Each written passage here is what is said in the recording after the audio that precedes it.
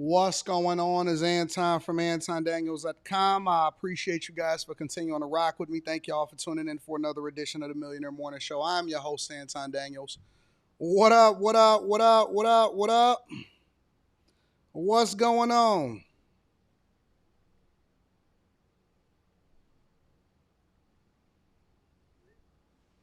What's up, friends and family? How y'all feeling today? What is happening in the streets? I see a lot of my friends that was inside of the live stream last night for Patreon.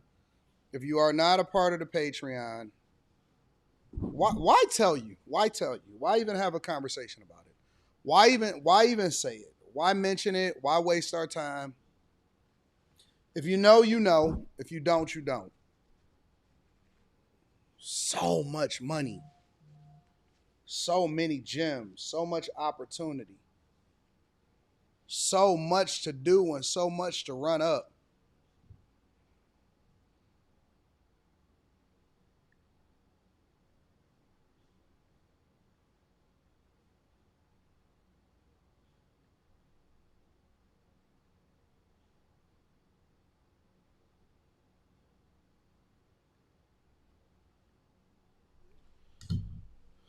Too much money, man. Too much money. It was insane. And you know what else I feel bad about? I feel bad that it's a good thing, but it's a bad thing. I feel bad that a lot of times, most of the time, it be so many. I get it now. It's so many women that take advantage of the opportunities, bro.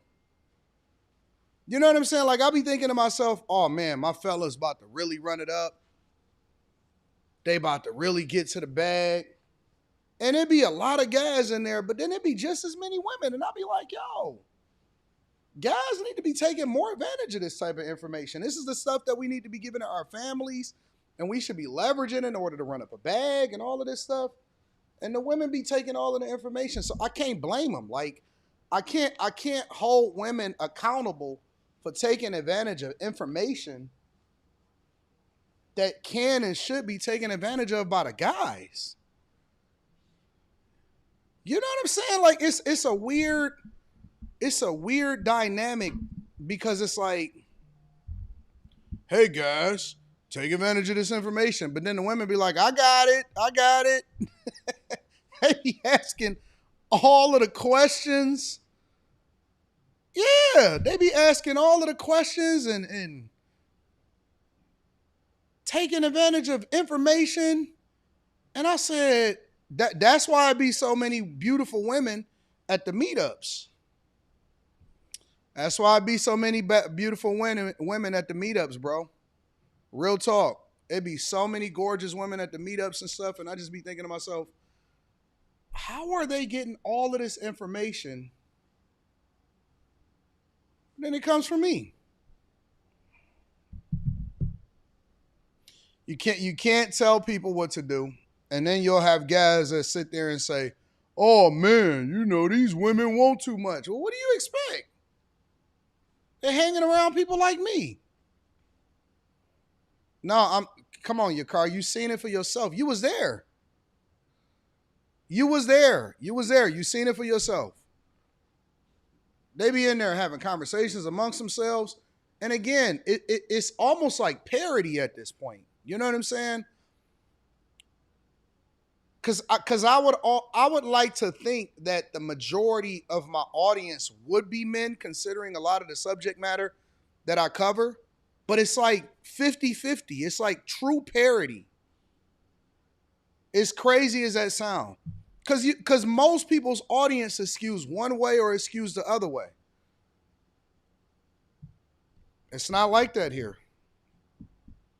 It's not like that here. It'd be just as many women active and getting active as it is the guys, and that's an interesting perspective. When we go through our analytics at the end of the month, and I'll be like, that's interesting.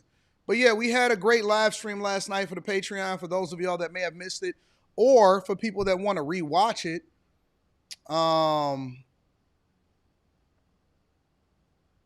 it's re-uploaded. It's re-uploaded. It's there.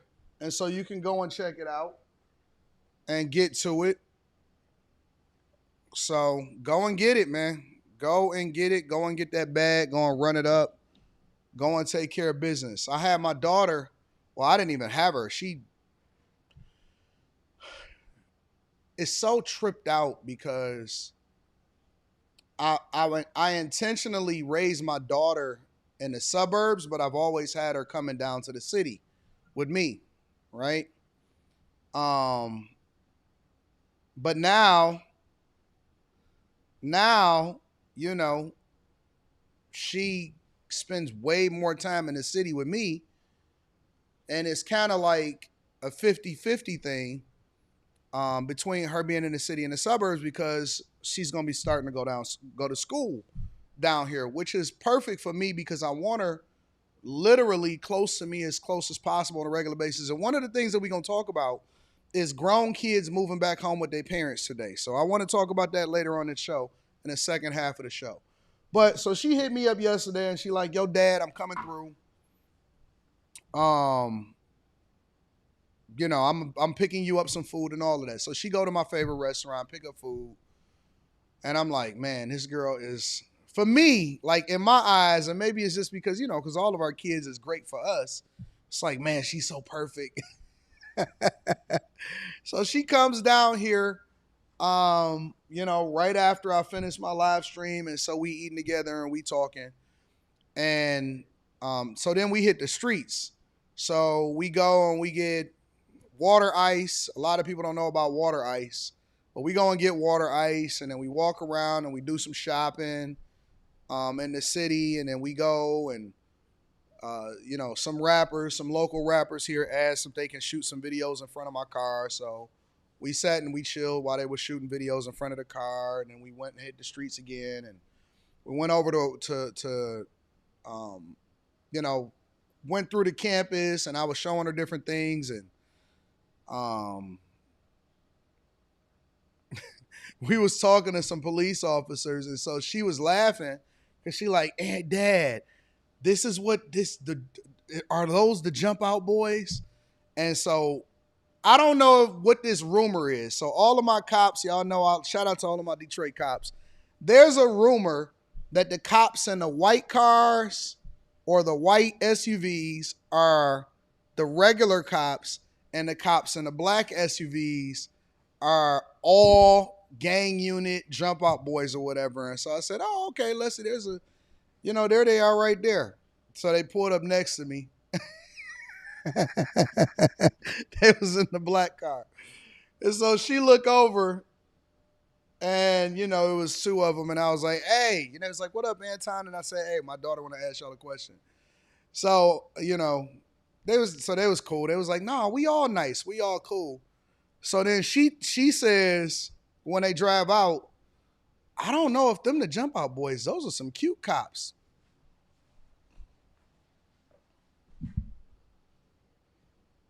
I am your dad. You can't say that in front of me. So she started cracking up or whatever. But yesterday it was a very fun day because we spent the majority of the day we was walking around the city and, we played chess and we went into GM's headquarters and we was looking at the cars and stuff. And so we was planning out our businesses and we was talking about her going to college and planning out her life and stuff like that. Because we spent a lot of time together, a whole lot of time talking on the phone, kicking it, whatever, so on and so forth. And we got these big plans for these businesses. And, we was just working stuff out. And so we spent about 4 or 5 hours just working and planning and trying to figure out stuff and brainstorming. And she thinks just like me. She thinks, like, from a business perspective, she got the same mindset. And it's just crazy to me how you can literally program your children and teach them and groom them to be a reflection of whatever it is that you got going on that's good or bad. Yeah, it was a lot for my ears, Heather. I couldn't handle that one. I was like, oh, man, hold on. But then again, I wasn't tripping about it because, listen, I'm just thankful that, you know what I'm saying, I ain't got to worry about no carpet munching. Bro, as a parent, before we get into the show, as a parent, I'm gonna tell you, bro, like when you dodge all of our cultural norms, and you got that's why you got to be very intentional on what you put into them when they're young and all of that stuff. Y'all can't tell me that when these kids be out here doing crazy stuff and crashing out and killing folks and being ghetto and hood, you can't tell me that that don't come directly from the parents. You can't convince me. You can't convince me that when I see these kids that the parents just don't know what's going on, or oh my God, they just woke up that way. I don't believe it. I don't believe it, bro. I don't believe it even one bit that y'all be going 0 for 5. Y'all be going 0 for 6. Every last one of y'all kids sometimes be bad. And I'll be like, you ain't got one good seed? Come on, man. You can't convince me that you a good person and you're a good parent and you went 0 for 5, 0 for 4, 0 for 6. And people be having 6 tries and they don't be getting it right not once. And I'll be like, come on, man. Y'all not just going to sit there and try to keep the excuse saying, oh, man, they just woke up like that. No, no, no, no, no. Not going for it. Nope. Nope. Nope. Nope. When I see all of this stuff happening, kids be killing kids and they be secret murderers. And man, you come on. Come on. Come on. Come on. Come on, bro. Come on. Yeah, no rings, Will Nola. No rings at all. Like, even if you go 4 for 5 and you got one bad one, and it's like, okay, I got you. Like, yeah, that one is just influenced by the streets. They just couldn't get right. Y'all be going 0 for 5. 0 for 5. All your kids? All of them?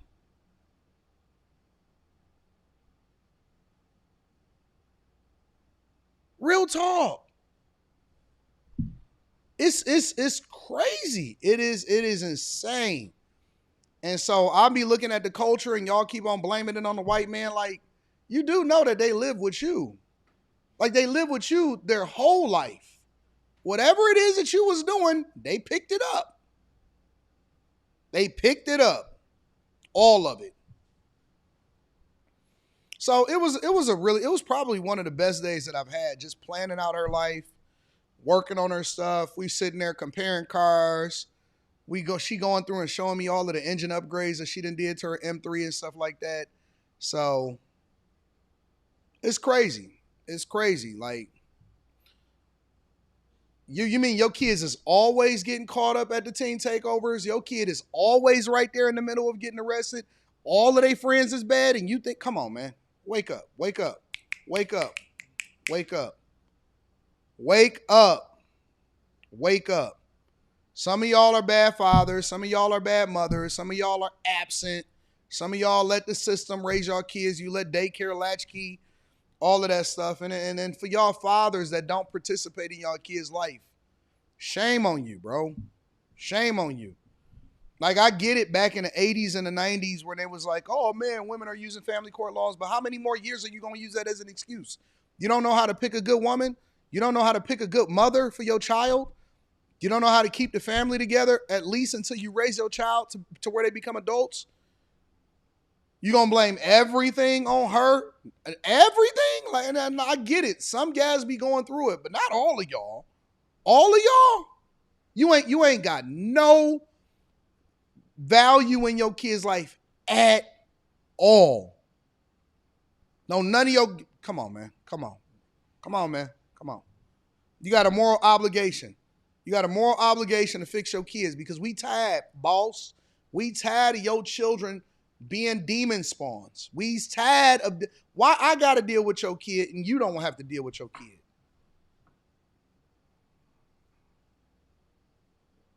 We tired, boss. Should have got the belt. Should have got the strap when they was younger. Oh, my kid got ADHD. Nothing that a belt couldn't handle. And I firmly believe that. Maybe I'm becoming one of these older people that You can't convince. Cause you're not gonna convince me that your kid can't pay attention. Oh man, no, they just got ADHD. No, they don't. No, they don't. Nothing that a little bit of a little strap couldn't handle if they was when they was younger. Now it's too late. Now they convince themselves, oh man, yeah, man, I'm just straight up retarded. I can't pay attention. You talking to them, their eyes going all both ways. They can't look at nothing straight. Oh, they're diagnosed with retardation. No, they not. You just a neglectful parent. What up, OG? They know how to look when they looking at this device all day. They focus. They know how to focus on video games, but they can't focus when you having a conversation with them. Breathing all hard. Get yourself together. I'm not gonna keep on talking to you. Shut up. Shut up. Then they straighten up, get themselves together. They just got the wrong parents. They got the wrong parents. That's all it is. That's all it is. They had the wrong parents raising them. That's why they sitting there acting like they stupid.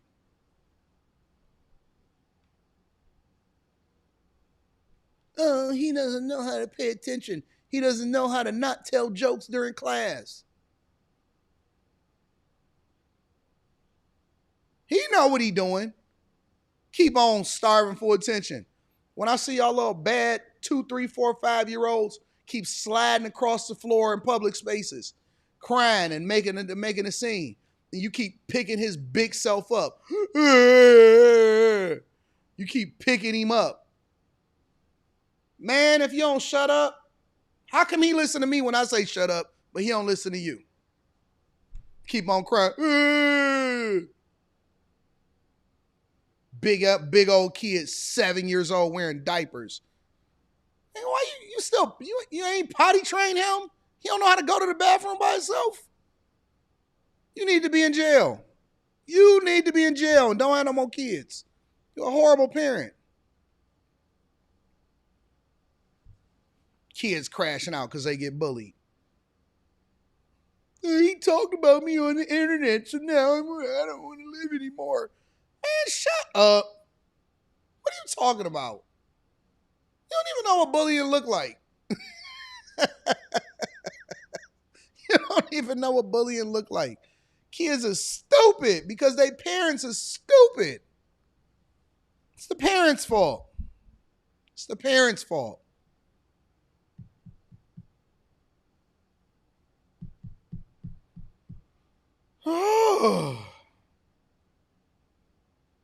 Heather, your son 6'7"? Who your baby daddy? Shaq? Victor Wembanyama? Your son 6'7"? Jesus. Must have had a baby with Jalen Duren. Who your baby daddy? I need to know. I need to know. Yo, when y'all get women friends, you got to do their background check. Heather, listen, we have to start doing background checks on women, even if they're your friend. Matter of fact, I got a video. We're going to start off with this video today. Before we get into the super chats, make sure y'all tap into T. Chanley. 40% off your first order, 20% off of life. T. Chanley, perfect gift. All right. Also on top of that, make sure y'all tap into the Patreon and re-watch the video that I did yesterday. The live stream that we did is re-uploaded. Send you a contract. Put that little homie on. Put him on contract. Get him. I'll be that baby manager. Heather out here raising NBA players. You know what I'm saying, Ken? I got a video. Matter of fact, I got a video. Because you know what? And let me tell you why this video is important to me. For whatever reason, I'm starting to get a lot of female friends, a lot more female friends. I don't know what it is, but I'm starting to get a lot of female friends that's inviting me to events. Anton, come out, do this and do that. And I'm be thinking to myself, because at first I'm like, yeah, you know, if someone was 5'10" a 10, Jesus. I was like, yeah, I get it. You know, I'm a person that prefer to hang out with the ladies and all of that stuff. But I'm getting a lot of women that reach out, a lot of women that I mean, oh my God, okay, cool. And then they DM you or they text you or whatever, come to this event or whatever. And I said, I had to take a step back for a second. And I said, what is happening here? And the reason that this is important is not anything that you think, right? I'm going to tell you why this is meaningful to me. And I think that this guy probably perfectly breaks it down and explains it. I seen this dude talking about homegirl rent, and it makes sense. Mind you, back when I was single, and I had homegirls, like strictly homegirls, I started to realize, like, what was the point of having a homegirl?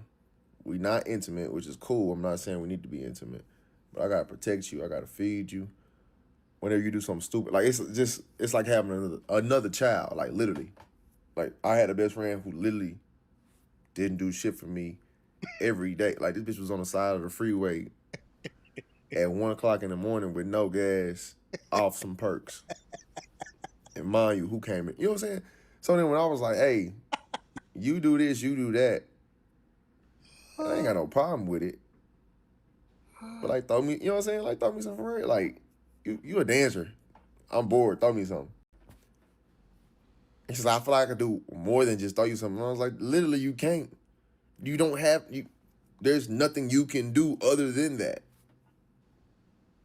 Literally. I don't need you for anything. And you need me for everything, which is cool, because I'm not asking for I'm not asking for nothing. Just lob me something. And she genuinely had a problem lobbing me something. So I stepped away and I just started to realize, well, my next best friend, because I take best friends genuinely, a lot of people don't. It was kind of the same thing to where I'm watching out for you, I'm doing this, I'm doing that. The one time I ever really need somebody, I tore my calf and I couldn't walk. This bitch went to the club. I called, I said, hey, best friend, I tore my calf, I can't walk. I had to crawl into my apartment. Mind you, I stay on the second floor. Drove myself home, crawled into the apartment. I said, hey, yo, best friend, I fucked my calf up, I can't walk. Can you stop by the store, give me some crutches and some food? I'll send you some bread. I sit there at 4 p.m. Nigga, I looked up, this bitch is in the club in Deep Ellum. And I'm just like, all the shit I do for you. I even helped you grow your social media because you had 200 followers when I met you. Now you got 53,000 followers. Bitch, you can't even get me some crutches and some food. So that's just when I realized them motherfuckers really ain't, like, in terms of resources. Friends, cool. You could be a cool friend, but I'm losing all my resources, time, and put my life on the line for you. And I can't even get no crutches in a fast food meal that I'm paying for? Lord. So, the reason that I bring this up, because I wasn't even going to start with this video. This is actually something that somebody sent me yesterday. And I said, you know what? I'm going to save this. I'm going to save this for tonight. So this will probably be the breakout question, the beginning question that we start off with on After Hours tonight. All right. And so here's the question that I have for you guys. What's the benefit of having a female friend? No, genuinely. And I'm not talking about a friend that you're touching on. That's a friend with benefits. I'm not talking about somebody that you're getting money with, right? That's a business relationship. I'm saying, and this is a genuine question for guys that have female best friends that they actually go out on a daily basis or interact with them or talk on the phone with them all the time or whatever. This question is for you because I'm not even sure that I know a woman that I would interact with on a daily basis from a friendship perspective that I don't get money with. Listen, I'm not talking about, hey, you know what I'm saying? Hey, we went to this event, it's dope, or whatever, having a good time and all of that. I'm not talking about that. I'm talking about a friend, a genuine friend. I'm a solo artist, so I'm not really sure that I can relate to this. Any woman that I believe is in my sphere or in my space, I think we need to be getting money together. And so that's what I'm on. I'm on some, hey, let's get some money. Let's figure it out. Let's figure out how to run up a bag, all of that type of stuff. But for the guys that actually interact with women on a level where it's like, okay, well, listen, we are genuine friends, and oh, you my bestie, messy, whatever, whatever the Kanye West Little Kid song is. For the guys of y'all that's sitting here and y'all talk on the phone and, oh my God, you giggle hard and all of that stuff. For those of you that do that, what's the point? And this is a genuine question. This is a genuine question for guys. Does a work wife count as a friend? No. A friend is a friend. A friend is a friend. For all of the guys because let me tell you why. If you're not getting money with her, or if she is not, and I'm not talking about, again, we like to conflate them and say associates. I see Eric D saying the associates and all of that type of stuff, right? I'm talking about a friend, like somebody that you spending an extraordinary amount of time with or whatever. If at some point it doesn't lead to, all right, so we about to get into this relationship. I know the best of you, the worst of you. You know the best of me, the worst of me. We really know each other's secrets. For you guys that continue to get in these a genuine friendship where you want the best for them and y'all talking on the phone all the time and y'all interacting with each other on a regular basis, what is the point? And I'm going to ask this to the people. It's going to be the icebreaker tonight. So make sure y'all tune in to Room 9 and After Hours. What's the point? Corey said he had the same epiphany that this guy had years ago. What's the point? Because essentially, you're her husband. You're her boyfriend. Well, Anton, how does that make sense? How am I her boyfriend? You're in a relationship with no box. That's all it is. And from my lens, you're in a relationship without, you a simp.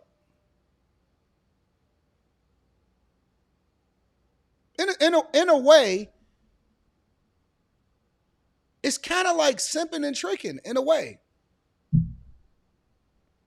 Real talk. Because it's like, if you take his example, right?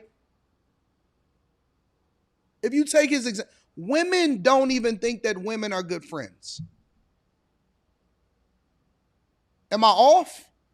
Every woman that I talk to, if they spend too much time with another woman, if they go on a girl's trip with a girl, most of the time they come back and they arguing with each other, or they don't like each other, or they, you know what, these ain't no real friends. It comes with so much obligation and responsibility, because anytime when guys go and hang out with each other, we not worried about each other because they guys. They can handle themselves. Hey, listen, man, I'm about to dip off or whatever. Okay, dog, I'll holler at you later. Keep it moving, right? If a guy goes out with a girl, it's almost like having a child with you, because you got to make sure you feed her, right? And I'm not the type of person to do 50-50. I'm not splitting no bills. I'm not doing none of that. So you got to feed her. I'm saying, Heather, talk to me. You got to feed her. You got to protect her. You can't let nothing happen to her under your watch, right? Got a trauma bond with her. Got to make sure she get to and from safely. Got to make sure that she gets to her crib safely. Now, if I go out with my homie, it's like, oh, okay, well, listen, bro. All right, bro, I'm going to holler at you later. All right, hey, man, let's meet up here or whatever, blah, blah, blah. If you go out with a girl that you're not getting money with, it ain't a business meeting, you can't write off the dinner, you can't do none of that stuff, right? If you go out with a female friend, it's like, and you know what the worst time for a female friend is? You know what the worst time is? Even on our birthdays, right? If you have a birthday, women are bad friends on birthdays. Like they don't even really, you better off having a business associate because the business associate is going to treat you better than the female friend. For her birthday, first of all, her birthday is all month, all week, right? And then oh my God, are you going to show up for my birthday and all of this stuff? And it's like, I mean, I got to bring a gift. Probably got to spend some money. I got to plan for this, like plan to be there. I got to take time out of my day to go to your event. And that means that I got to show up and show out. You know what? But see, this is why I keep people that I don't do, women that I don't do business with, that I don't get that I don't get no money with, keep them at a distance, man. I keep them at honestly, I keep them at a distance because it's like, what is this? What are we doing? Because I'm really in a whole relationship with you without being in a relationship with you. And women, and let me tell y'all something. Women women hunt for male best friends. They hunt for them. They love them. Women love men best friends more than they like women best friends. Real talk. Bro, it's going to cost you. It's going to cost you to hang out and be friends with a woman. There's nobody more expensive than a female friend. Female friend. And I'm cool with them like, oh, what's going on? Hey, check in on you, whatever. What's going on, family or whatever. But when I start getting invited to events, I start being like,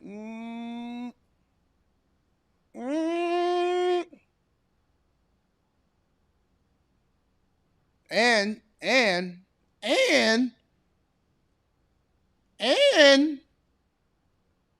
you let them hang out with you too long, they're going to start catching feelings. They're going to start putting obligations on you. They're going to start thinking that you're supposed to check on them.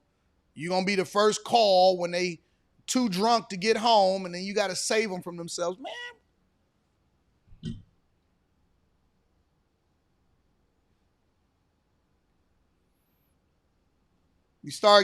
you get too many of them. You get too many phone calls or too many text messages. You got to look at it like this, like the old people.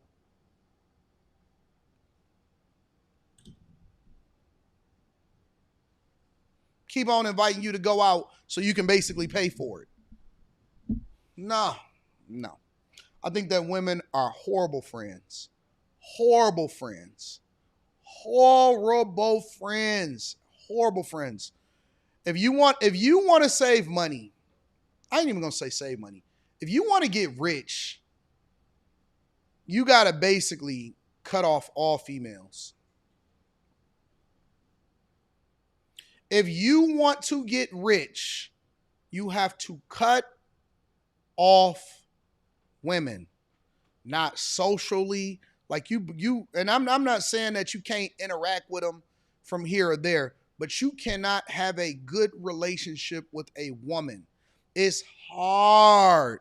It is hard to build wealth when you are not looking at women from a business perspective. It's hard to build wealth trying to be a good friend. It's going to take everything out of you. You're going to lose sleep. You're going to lose opportunity. You're going to lose all of that type of stuff. And so if you're not getting nothing out of this relationship like that benefits you on some like we elevating together, if you can't put it to work, If you can't put her in a position to go and get you some more money, either it's going in or it's coming out. Either the money is coming in or the money is going out. It's one way or the other, bro. It's one way or the other. And I'm not saying this as a diss. I think that women are the most gorgeous, beautiful creatures that can be leveraged to do some of the greatest things ever in life. It is so great to have dope women that's on your team, but they gotta be on your team for the right reasons. They can't be on your team just to be there. They gotta be there to be able to be productive. If you can't put her to work, if y'all can't get some money together, if it's not just, other than that, it's just gotta be on something casual, you gotta get the hell up out of there, bro. Y'all up here wasting y'all time trying to cultivate something that ain't gonna be cultivated. Then she gonna, what am I here for? You coming to my wedding? No. What do you mean coming to your wedding? Why would I come to your wedding to see you marry somebody else? Why would I help you vet a guy that come into your life? I don't care about him. I don't care about, now I don't care about you. Why would I be there to hold your hand while you getting bust down by a dude? What do you mean? You just hanging out? What are y'all talking about? You talking about your relationships? Oh my God. We don't need any more support animals.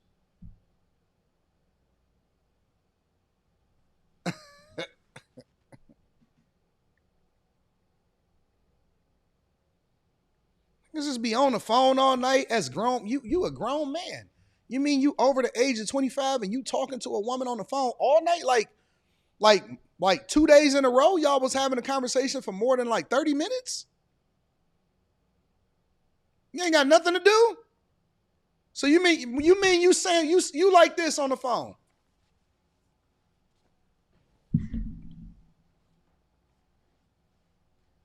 Nah.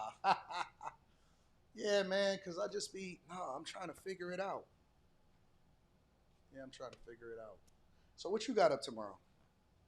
Nothing? Yeah, I don't know. I don't know what I'm gonna do tomorrow. I mean, y'all sitting there laying in bed on your phone? You're laying in bed on your phone. Talking? Just kicking it? Just having a good just you telling your life story? Man, if you don't get off the phone and go to sleep, dog, and get some money in the morning. Go to sleep so you can get up in the morning and go and get some money, bro. Let this be a sign for y'all. All right? For every guy that is watching this that never had a masculine guy in their life or an OG to tell them the truth, let this be your sign right here, right now. You ain't got to announce it. You ain't got to say nothing to nobody. We just going to have a private conversation amongst us. Cut it off. Cut it off. If you have a female friend in your life that you just interact with and, oh my God, we just good friends. And again, I'm going to pose this question on After Hours because I want to hear what the people got to say. Cut her off. I don't care how much she come back and say, wait a minute, what? So you ain't checking for me no more? I don't care how much she try to shame you, guilt you, all of that type of stuff. If you just have a regular female, and I'm not saying that y'all can't be cordial, that y'all can't, hey, what's going on, baby? How you been? Or, hey, just checking on her. You wishing her happy birthday, sending her a text message, happy birthday. You spending money on her. You taking her out. You doing all of these things because you just her friend. Cut it off. Cut it off. Spend you $14 getting the Patreon. I'm going to show you how to double the money that you was going to spend on her, on yourself. Cut it off.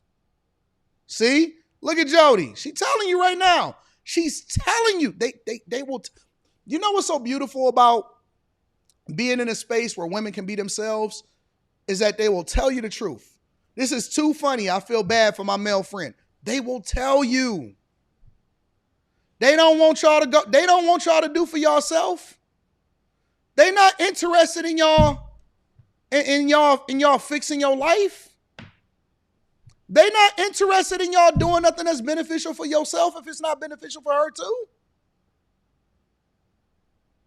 They're not interested. They want you, and they're smart. They're wise. They're careful. They're calculated. They know what your weaknesses are, and they know how to. Bro, they don't want you to be out here doing nothing good for yourself that ain't coming back good for them. I'm telling you. I'm telling you. If you want to get if you want to get rich, if you want to get rich, cut it off. Cut it off. Look, he chose that life though. Suckers. What's up, Tabby? Cut it off. Cut it off. And it's going to be hard for you. Look, you've been holding on to this simp for 19 years, and he's still paying for lunches and dinner and sending you birthday gifts. Happy birthday. Cut it off. It's going to be hard.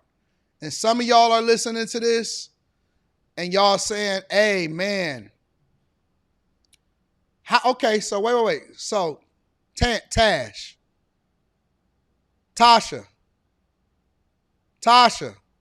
can I ask you a question? Can I ask you a question, Tasha? You says, I can't relate. If you're good to me, then I'm going to be good to you. Tasha, let me ask you a question. This is a genuine question for the women. I ain't messing with you, Miss Sanchez. I'm not about to. Let me ask you a question, Tasha. What is it that you can do for me what do you do for me as a friend?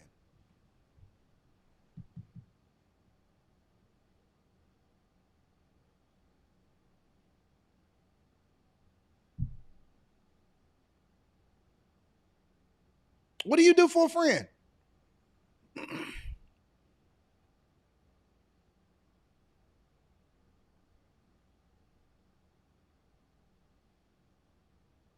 What could you possibly do?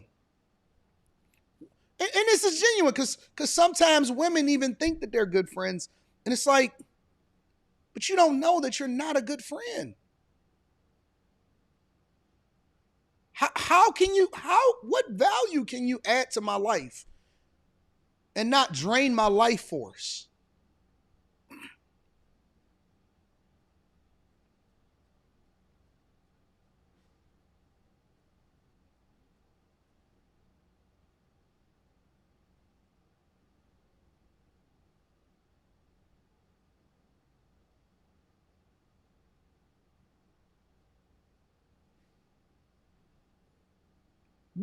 What value can you bring to me that is more than whatever it is that I could do more for myself?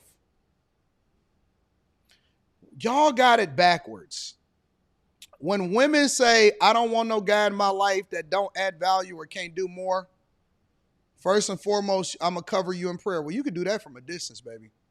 We don't have to talk on the phone to do that. You can do that from a distance.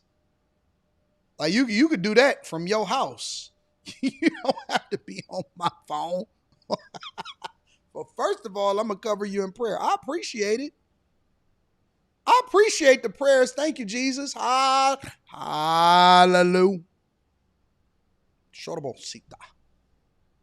Hallelujah. I mean, I feel you. Thank you for the prayer.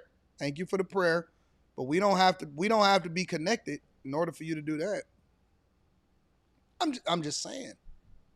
I pray too. I could pray for myself. Every day I talk to God and I'll be like, hey, God, give me what I need to be even more successful.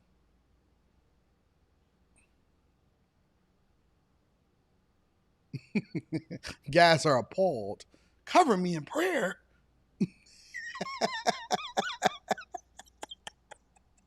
Yeah.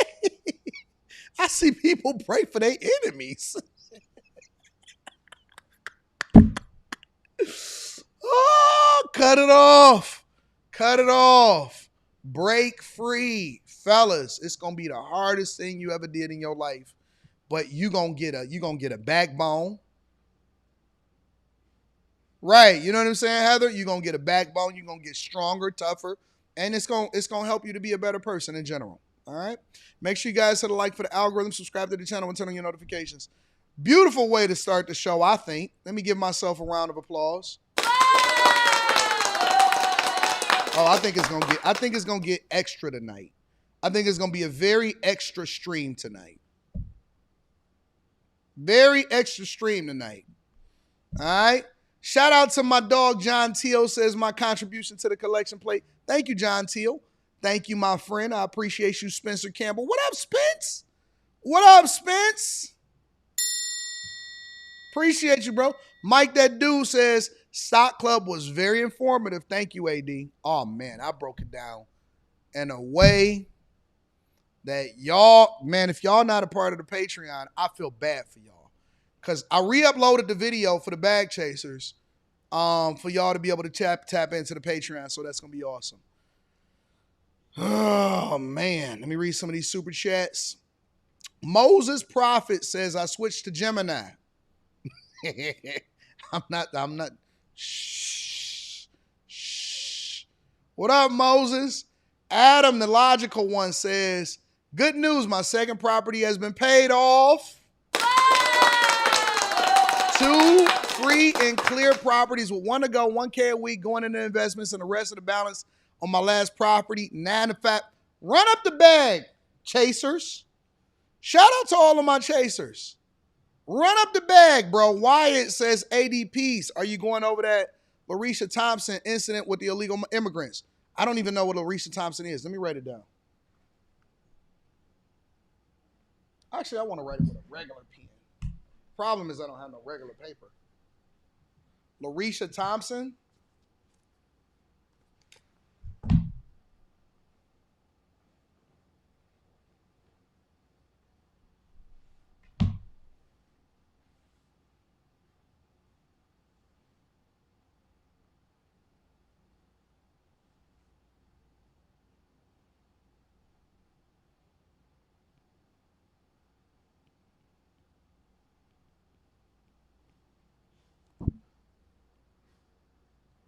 All right. I wrote it down. So I'm going to see what I can find on it. I got you, Wyatt. Mr. Joe says, it's bad out here, AD. My co-driver be on FaceTime with his girl all night, even when she sleep. Mr. Law says, and don't become a step crash uncle. Facts. Manny Plays PC says, talking to her on the phone with the feet up in the air on your stomach. Add that part in there too. Eric, what up, Eric? I appreciate you for the 20 ball. Thank you, Eric. Eric OG in the building. What up, though? What up, Eric? Yeah. All right, y'all. So there's this story in which I needed to get more information, so I neglected to cover it. But there's this story here out of Michigan. And I want to get y'all thoughts on it. But there's a story out of Michigan of a shooting. Not Detroit, but out of Michigan in a suburb in Auburn Hills. Auburn Hills is very far out. I'm going to read that super chat shortly. I'm going to answer that question in a minute.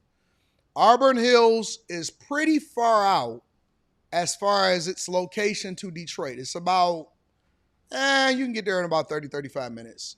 Sometimes 25 minutes, depending on how fast you're driving, what the traffic is. But there's this,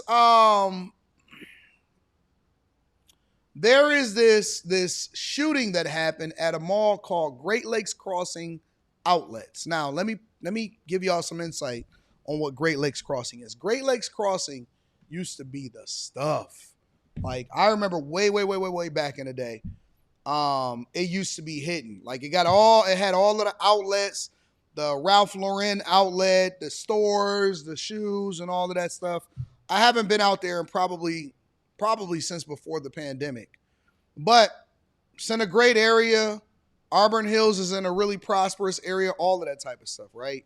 And so this is not an area or a space where the YNs are really invited. You're not invited there. You're not interested in, we're not interested in having you in these places. But in the mall itself, there was a confrontation that went on. So this is kind of what happened. Thank you. And new details emerging tonight about that shooting at Great Lakes Crossing Mall over the weekend. One man was killed, a woman injured. We did bring you this story first, breaking news on Saturday. Tonight, loved ones identifying that man as 20-year-old Keyshawn Emery. The young man from Pontiac losing his life after police say a bathroom altercation led to a food court attack that ended with shots fired. This comes just a week after another mall shooting in Dearborn. Two 19-year-olds were killed at Fairlane Town Center on July 3rd. Today, 7 News Detroit reporter Whitney Burney spoke with shoppers and spoke with a firearms expert who says malls are not gun-free zones. After a terrifying day at the Great Lakes Crossing outlet in Auburn Hills, it was sheer luck that I didn't come here Saturday. Shoppers returned Monday with some. Now you got to remember, now if you look at this right here, this is the entrance on one side of the mall. They sell boats. They sell gear, hunting gear, right? Fishing rods. One of the biggest stores in there that sells all of this type of stuff. The outdoor store and mall, right? This is the entrance to the mall. They sell outdoor hunting gear and all of this fishing and fishing rods and all of this stuff, right? And if you rewind this, this is the food court area. This is the food court area. You can see it's the food court over there. In the middle of the mall is where the kids play. You know, you usually have the kids play area, all of this stuff. This is what this was, right? Lakes Crossing outlet in Auburn Hills. It was sheer luck that I didn't come here Saturday. Shoppers returned Monday with some added anxiety. My job wasn't near it, but the thing is, though, it can just happen anywhere. So, like, it's just very scary. Saturday, police say a group of men got into a fight inside the food court bathroom. Not long after, police say 2 men attacked a 22-year-old in the food court. Investigators say the 22-year-old then pulled out a gun and fired multiple shots, injuring a 19-year-old woman and killing a 20-year-old man who was involved in the food court brawl. Now remember, they got the Lego store. They got a Lego store, like not the regular Lego store, the big Lego store, right? They got a Rainforest Cafe out there. I think they got a movie theater out there, all of that type of stuff, right? So I actually seen the video, and I can't actually show it here. I seen the video of the fight that spilled out over into the food court. And so again, I don't like to react to stuff without as much information as possible until y'all force me and y'all say, well, Anton, hey, why don't you talk about this, or why don't you address this, right? Now that I got all of the details and I actually seen the footage in the video, because you know people like to record, oh man, they fighting. So they got into it in the bathroom. I don't know how you can possibly get into it in the bathroom. Your dicks is out, right?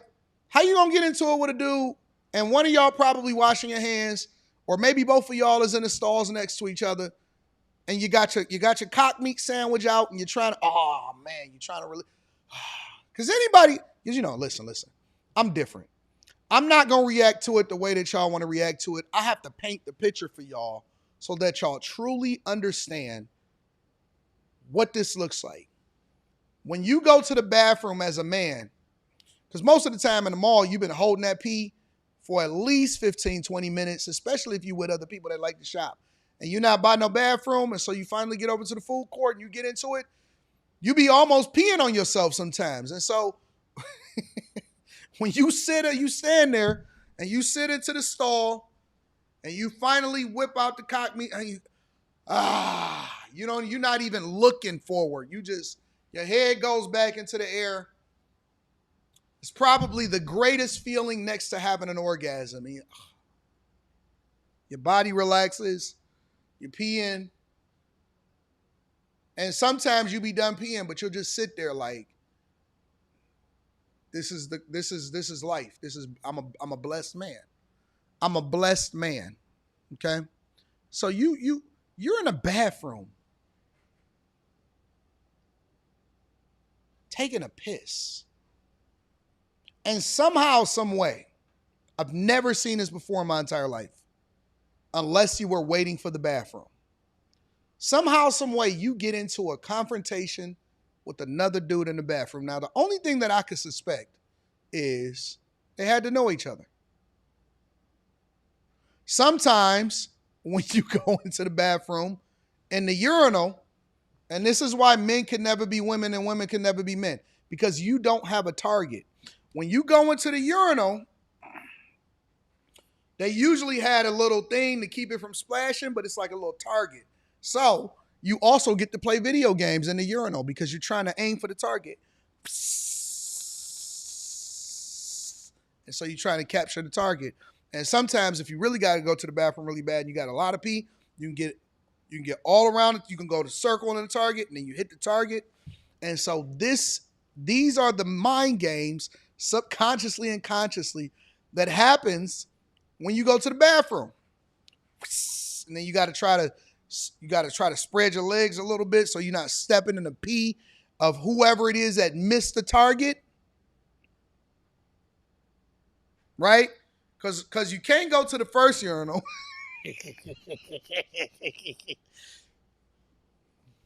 Key to life. Never go to the first urinal on either side. Because usually people that got to pee really bad, they miss the target. And for whatever reason, they pee on the floor. And I don't get it. We have literally a water hose. And the water hose goes right there into the target. So you don't go to the first stall. You don't go to the one that's all the way on the left. Don't go to the one all the way on the right. Because for whatever reason, it's pee on the floor on those two bathroom floors. Right? You got to go to the middle ones. Preferably one stall over from the guy that's next to you. Okay? Never go to the first one. Never go to the one on the end. Because usually when you go into a public bathroom, you can go left or you can go right. And the two on the ends are usually the ones that's got a lot of pee on the floor. So you got to take a step back, right? And then you got to look, because if it's the only one and all of the rest of them is there, now you got to take a slight step back, and you got to really hit the target. Because you don't want to step in the pee, so you got to take a step back, and that means that you got to put a little bit more target practice onto the thing, the target that's in the urinal, because I don't want to get my shoes pee-reed, right? But then I got to step back a little bit because there ain't no more stalls available. So now, I mean, I gotta put my life skills to the test. Somebody said I know their life so well. Don't worry, guys. We all live in the same life. We just explaining it to the ladies, because for the women that want to be men, you'll never be able to use a urinal.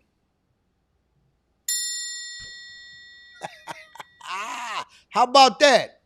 For all of you that think that you can have a sex change, or you know what, I'm really a man trapped in a woman's body, you're never, ever going to be able to use the urinal. You'll never know what it feels like to have target practice.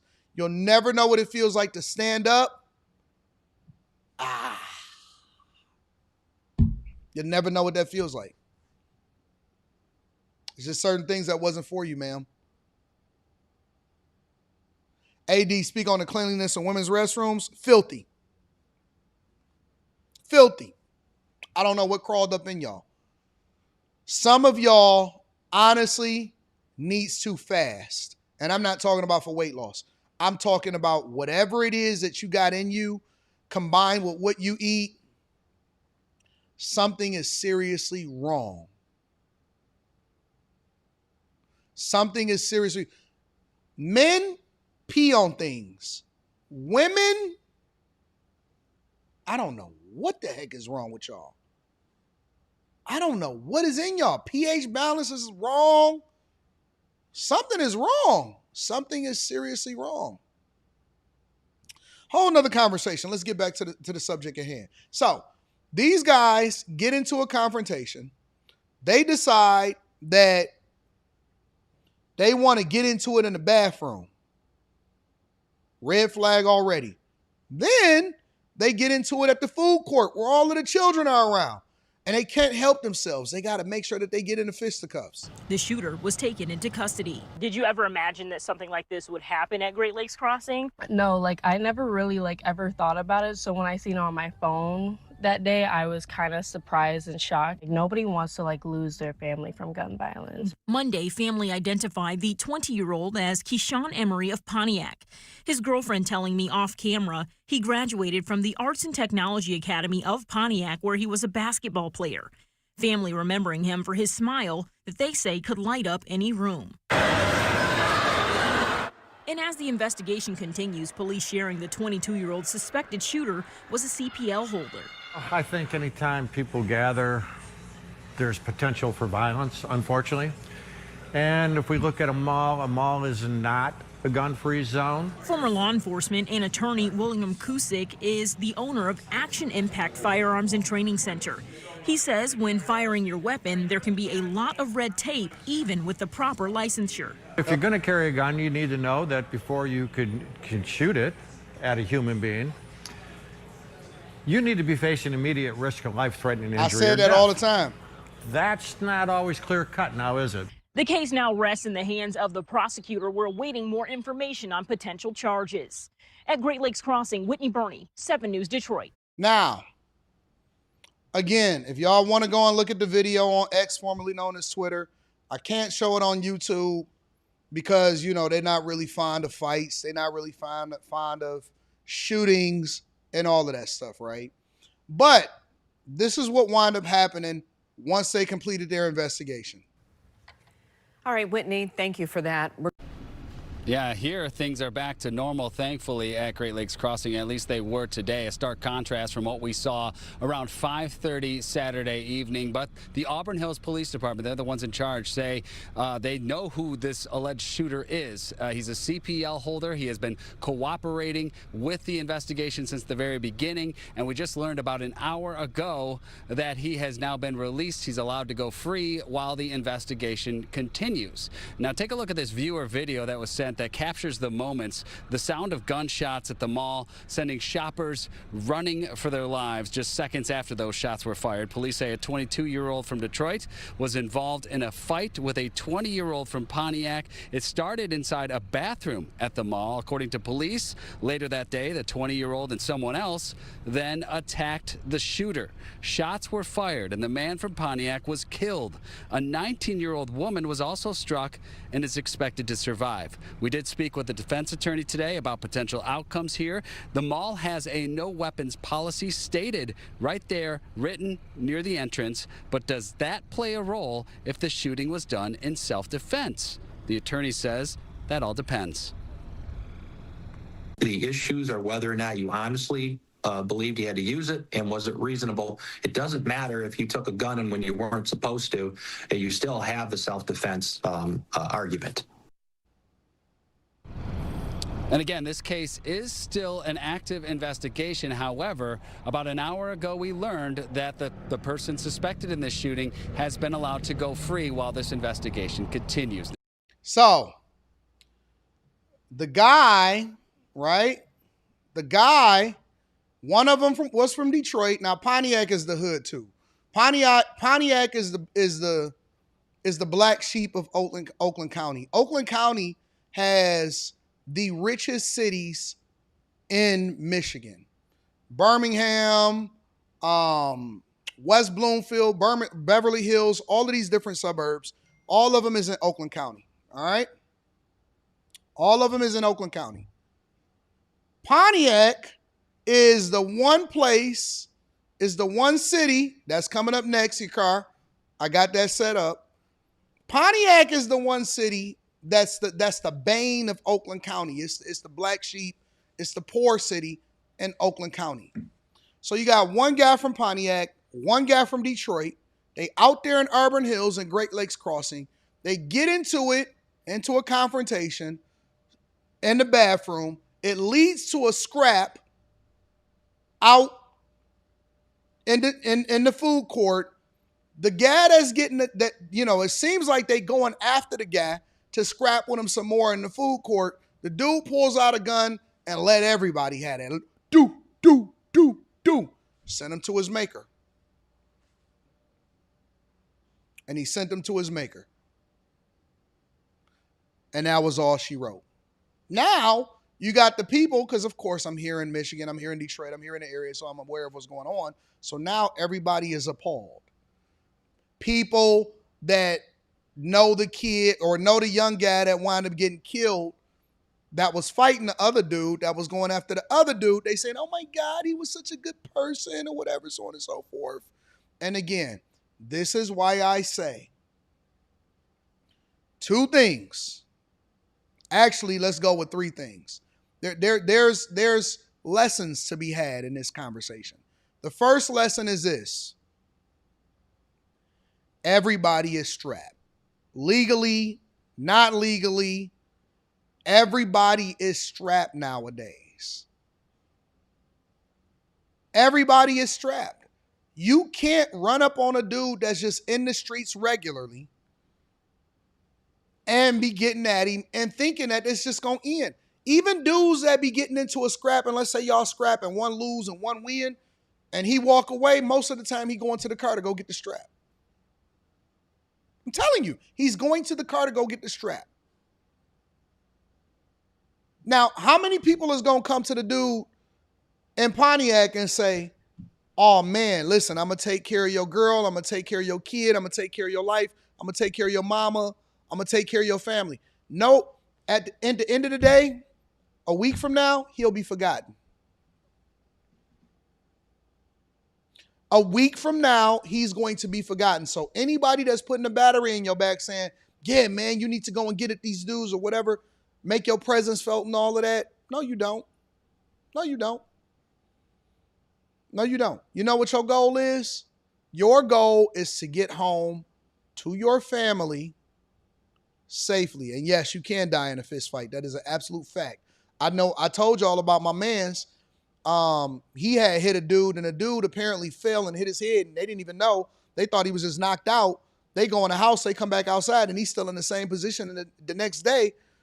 And it's like, wait a minute. He hit his head and died. Yes, somebody gonna get your girl. She gonna move on with her life. She gonna be on somebody else's tip, riding in somebody else's car, talking about, yeah, man, my boyfriend from back in the day. Oh my God, he died. And he gonna put her head in his lap and say, tell me more about it. Speak to the microphone. Keeping it 100 with you. Your girl going in somebody else's car to tell the story about how you died at the mall in Great Lakes Crossing, all because you got a battery in your back and you got to make sure that you let your presence be known.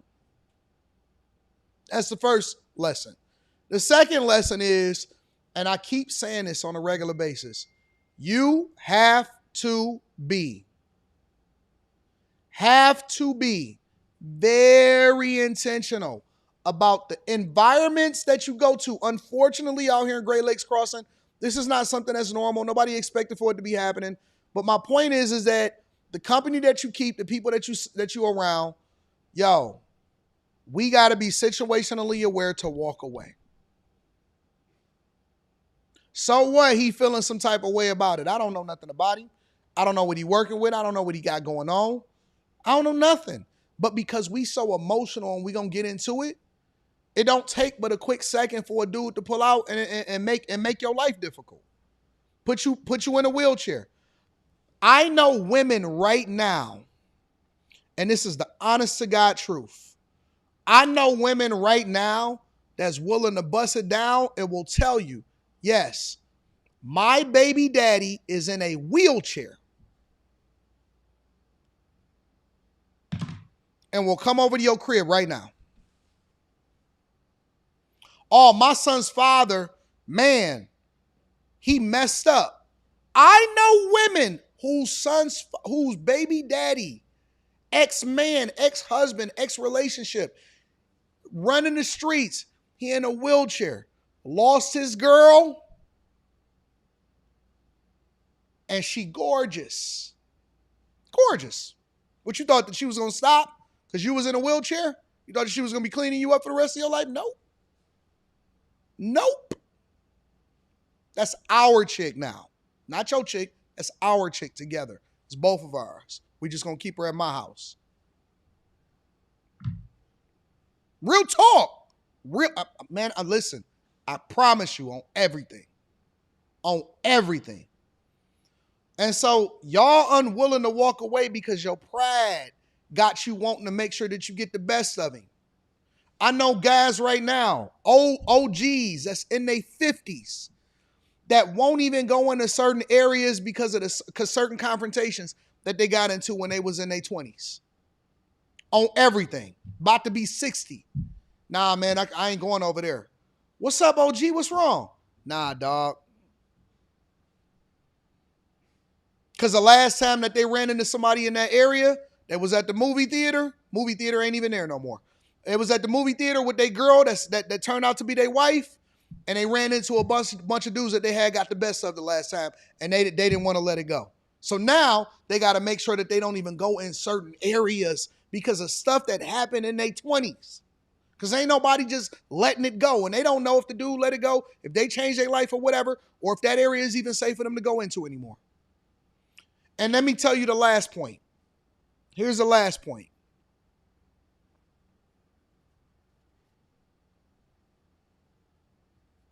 This is why, let me rewind it. This is why, and it ain't just white people, black people that have things to lose. Asians, Indians, Italians, whatever.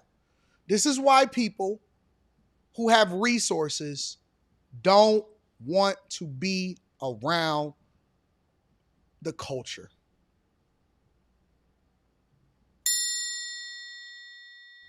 Because every opportunity that we get, we make sure that we reinforce the stereotype that we can't control ourselves.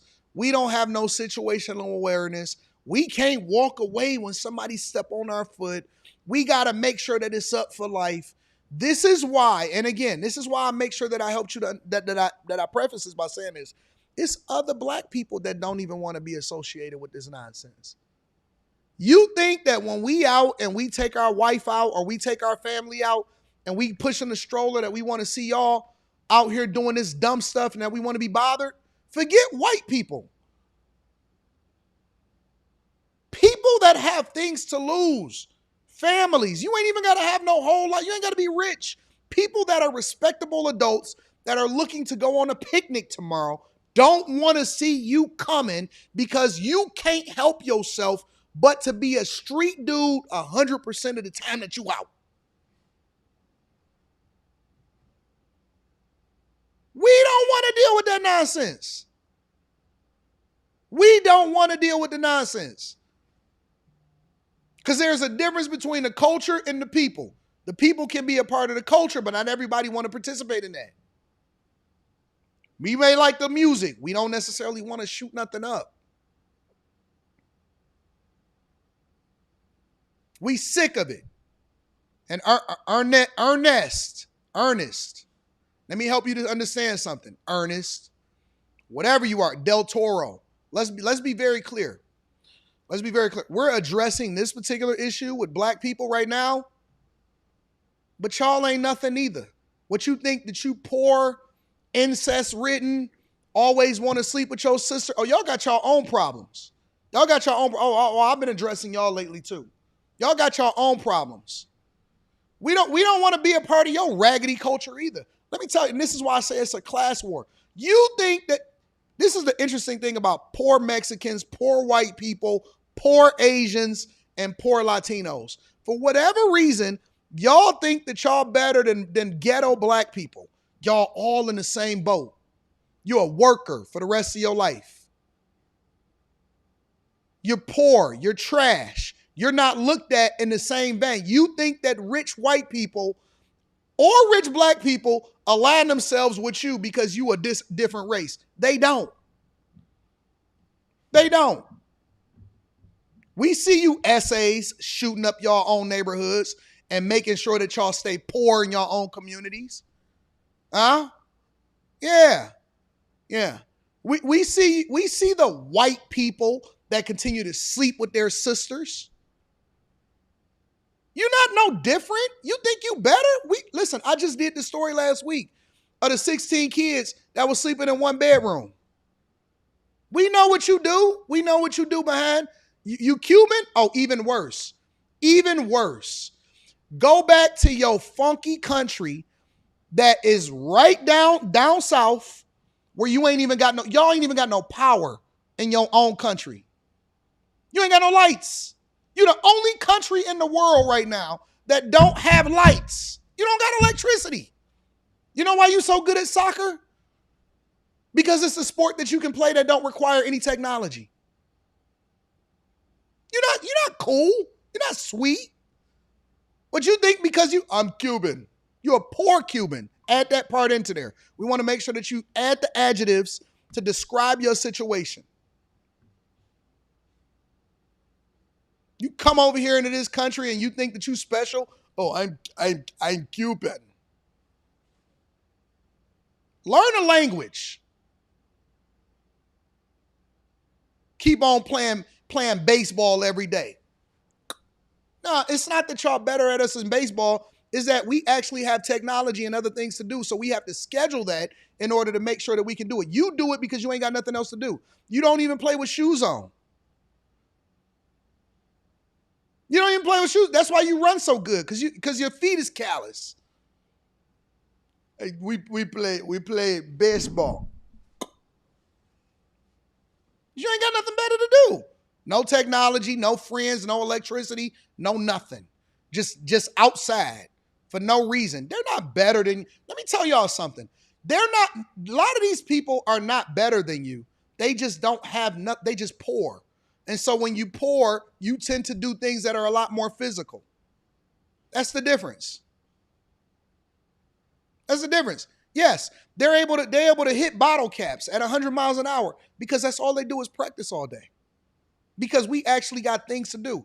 We got money to go get, women to go play with, technology to build. We build infrastructure. We add electricity, fiber optic, doing great things, inventing things, hiring people, building legacies, and y'all out here hitting bottle caps. Boy, if you don't shut up, keep on talking about over here, begging. Now put my Cuban food inside of the bag, please, and bag it up good. That's why all of the males in Cuban culture in Miami is servers. Keep on coming up to me every day. Hey, can I take your order, please? Hey, one coming up right there. One coming up. Oh, no, right there. No, wrong table. Bring it here, right there. Anything else that you need, sir? Anything else? Would you like some wine? Would you like some dessert? Cuban dessert? Magnifique. Nah, listen, Ernesto. Just put my noodles in the bag. I gotta go. Hey, Ernesto. I don't need all of that. I don't want all of the fanfare. No more flamethrowers, no more lights, no more celebrations. Just put my noodles in the bag, dog. Bro. Because they be out here. People be thinking that they really better than you. They be really thinking that they better than you because, oh man, look at this. We see your crime. We see your underreported crime that you don't call the police for. We see it. We see the huts and the shacks that you live in down there in Miami. We see you in Overtown. Sit there talking all of this nonsense. I want to hear that nonsense. Just shut up and enjoy the show like everybody else. When I talk about the black culture, you just say, oh man, that's crazy. We don't want to hear your comments. Wait till I get to you. Feet black all the time. Kneecaps is multicolored. I ain't Cuban. Hey, Ernesto, get back in the kitchen. I don't want to hear nothing that you're saying right now. Hey, I Cuban. Cuba cigar. The only thing y'all got good is cigars. That's all y'all got. Just be sitting at home all day, rolling up cigars. We know how to do that too. We call it trees. Backwoods. All right? Ernesto. You got to get to the next story. Make sure you guys Make sure you guys hit a like for the algorithm, subscribe to the channel, and turn on your notifications. Okay, keep on running around talking all of this. You know what I'm saying? Man, y'all better start. Y'all got to start putting these people in check. Don't let them get away with too much. All right. I'm the host. I talk about people. You can't do it. You sit in your on your scooter, because I know y'all like to do all DoorDash and everybody else's name down there. I know what you do. I know you like to be over there DoorDashing in somebody else's name. Keep on pulling up. Don't let them get too heavy, because then they start getting comfortable. Yeah, that's crazy. Yeah, okay, you going, okay, listen. It was funny at first. I seen the first time you typed it, then you dropped it again, and you kept on copying and pasting it because you wanted me to see it. Calm down, Ernesto. Can't wait to discriminate it against an Ernesto. Can't wait till I get a resume that say Ernesto. I'm not even gonna not hire you. I'm gonna hire you because I know that you're gonna work at a lower rate. I could pay you under the table at 25% of whatever it is that I was gonna pay somebody else, because you'll do it for anything. Hey, I do job. Always missing the. I don't know what's wrong with Cubans. For whatever reason, these Cubans that come into the United States of America don't know how to say the. Every single sentence that they say is missing the word the. Hey, I do job. I'll do the job. I do job. You want steak? I want the steak. You want steak? Champagne. More champagne? Yeah, I'll take the champagne. More champagne. Throw a the in there every once in a while so that we'll even remotely think that you're an American citizen.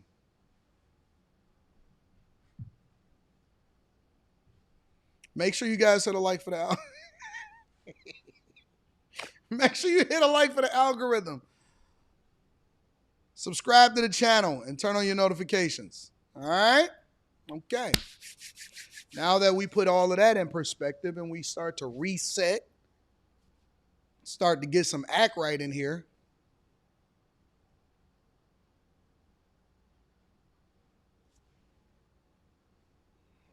All right. I didn't want to do that. I just kept on seeing you type it over and over again. I said, what do you really want me to know? He really want me to pay attention to him, don't he? All right.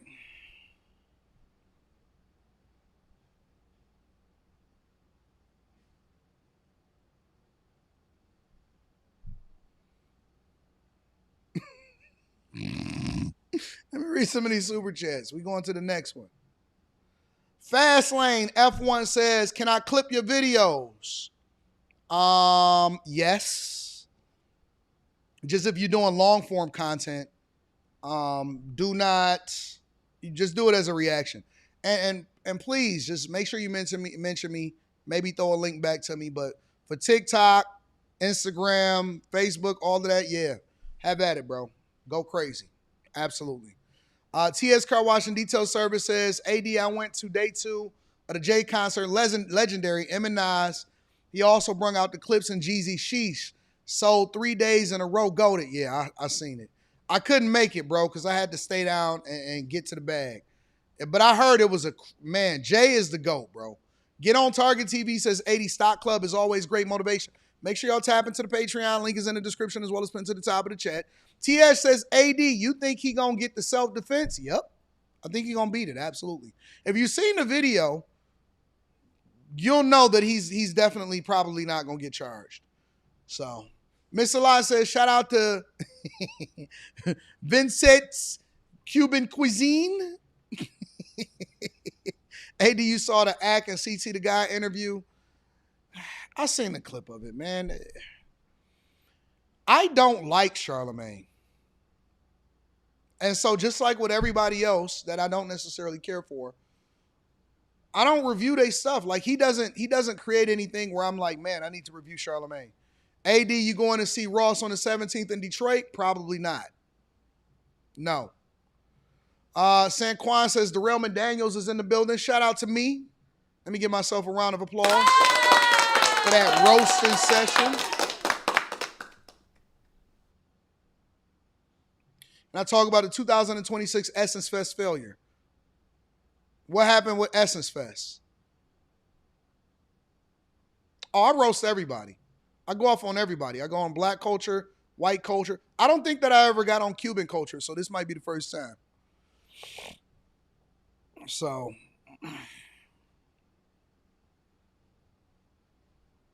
is what it is. Is what it is. I want to go over to. I didn't review this. I didn't watch this video yet because I was going to do a reaction to it, but I guess we can just talk about it here. Apparently, there was a teen drowning. We have a major break tonight to tell you about in the death of a North Texas teen. It was supposed to be a fun day of fishing for 3 young men at Lake Ray Hubbard. Instead, it turned deadly after the group jumped in to swim, and 18-year-old Daniel Irving never resurfaced. Now, months later, police have arrested a 19-year-old they say tried to cover up and hide what actually happened that day. Fox 4's Alex Boyer picks up our top story from there. According to Dallas police, text messages prove that the victim and suspect knew each other and had made plans to meet up and go to a lake back in April. Now, the victim, Daniel Irving, never came home. His mom reported him missing. It wasn't until nearly 3 months after his body was recovered that police have made an arrest in connection to the case. 19-year-old Lucas Roper is accused of tampering with evidence in connection to the drowning death of 18-year-old Daniel Irving in Lake Ray Hubbard back in April. Irving's body was discovered on April 17th, 4 days after he is believed to have drowned. Irving had reportedly gone to the lake with Roper and a juvenile suspect to swim and go fishing. Days after his body was recovered, Irving's family held this news conference demanding answers. What do we want? Justice for Daniel Irving. Amen. When do we want it? Now. Irving's family said then that they wanted a full and transparent investigation. On July 9th, Roper was arrested by Dallas police on 1 count of tampering with physical evidence. According to an arrest warrant affidavit, Roper was interviewed by detectives after Irving's body was found. Roper told police after the 3 of them had jumped into the lake from the railroad track bridge, Irving drowned and Roper panicked. Instead of calling 911, the affidavit states Roper told investigators he deleted all communication with Daniel Irving from his cell phone, adding that Roper confirmed he was aware that there would be an investigation into Daniel Irving's death and he did not want to get into trouble, and states Roper threw Daniel Irving's clothes in the tree line as they fled the location. The juvenile suspect also told investigators he admitted he threw Daniel Irving's cell phone from the vehicle after suspect Roper told him to. We, the family, are deeply inclined these individuals intended on no one looking for Daniel. Fighting for Daniel, advocating for Daniel. Irving's siblings said his young life was full of promise. He had just begun his recruitment to the U.S. Army. He was trained with discipline. He carried himself with a purpose. He believed in building a life of service. This has been tough on our family. Daniel was our protector, and I have nothing but good things to say about him. He was a good kid, and he just didn't deserve that. Roper was booked into the Dallas County Jail. I can tell you that his bond has been set at $10,000. Now, we don't know the status of the juvenile suspect. Because he is a minor, Dallas police are not releasing any additional information. Reporting at Dallas Police Headquarters, Alex Boyer, Fox 4 News. All right, so let me tell you, this is pretty straightforward. All right. Based off of the evidence, based off of whatever it is that was communicated, this is pretty straightforward. So they go out there and they messing around. And they do what a lot of dumb kids do. One of them don't want to admit that he probably can't even swim. And so instead of him standing up for himself, and again, I also think that this is a parenting issue. I don't see where his father is. I don't know why. Because one of the things that I listened to that the girl said was he was their protector. What do you mean he was your protector? Listen, I'm going to break this down from my own lens. What do you mean he was your protector? I don't understand that aspect of it. I don't understand that part of the conversation. What do you mean he was your protector? What does that even translate into?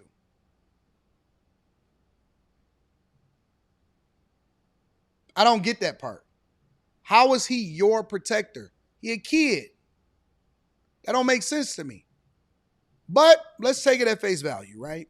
So I'm assuming, I don't know. This is something that literally I wanted to do a reaction to. I was going to do it in real time or whatever, right? Because what this tells me personally, was that I'm not sure that the boy had the confidence to say no.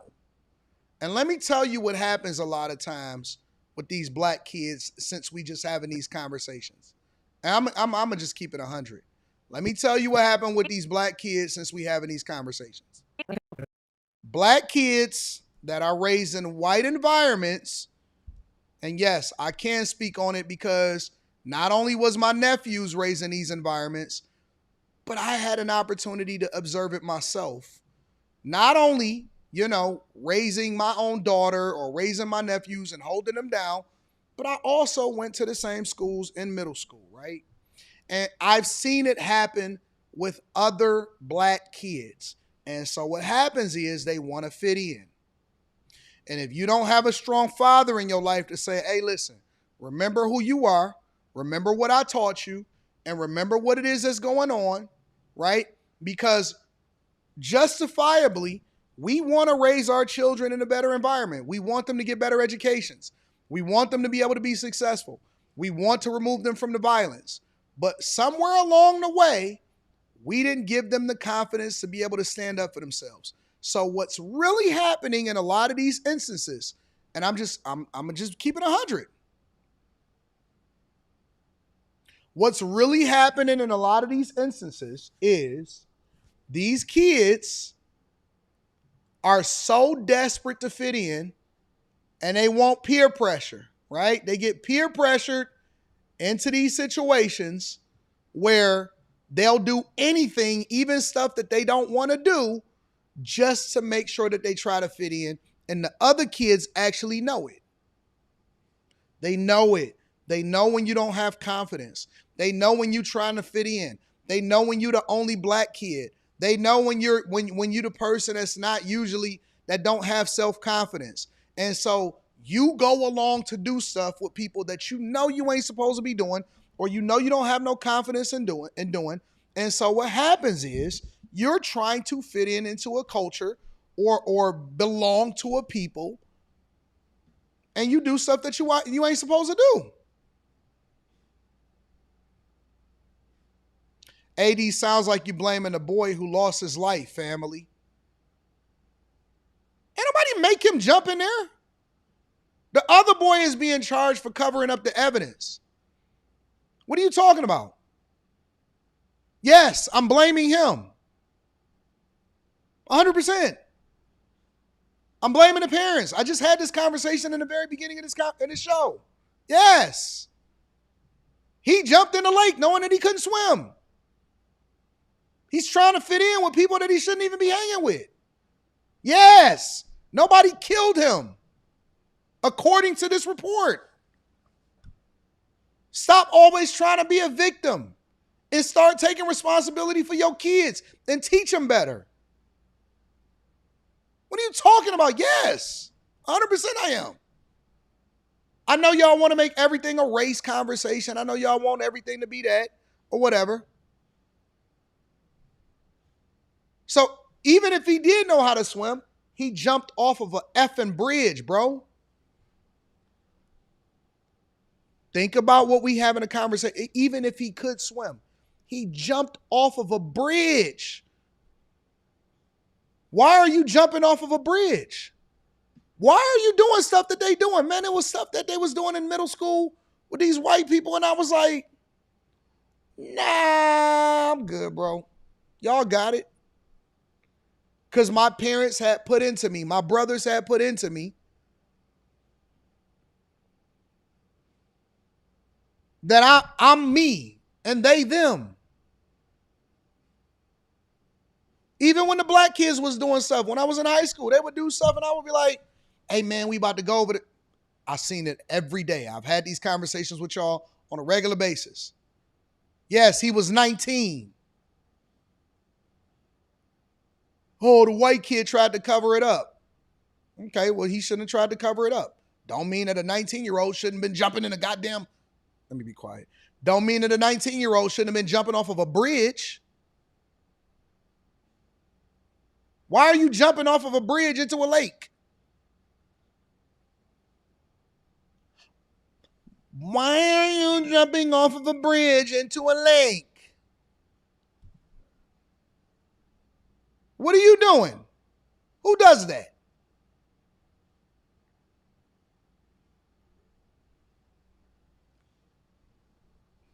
Why are you jumping off of a bridge in a lake? Oh, man. Oh, my God, I can't believe it. Oh, why did the white boy cover it up? How come y'all never ask a question of why your kid jumping into a lake off of a bridge? Y'all ain't never heard the saying, so if all of your friends jump off of a bridge, you gonna jump off too? Y'all never heard that saying before? Literally? Your parents ain't never popped you in the head. What are you doing? I don't know. I don't know. What are you doing? But all of my friends was doing it. So if your friends gonna jump off a bridge, you gonna jump off too? That was literally the saying from parents when they would hold their kids accountable for following the crowd and not standing up for themselves and not having their own mind. They literally use the line, so if your friends jump off of a bridge, you gonna jump off too? And guess what he did? He jumped off a bridge. So now y'all want to get mad at me because he jumped off of a bridge and you want me to hold white people accountable because you a grown man jumping off of a bridge.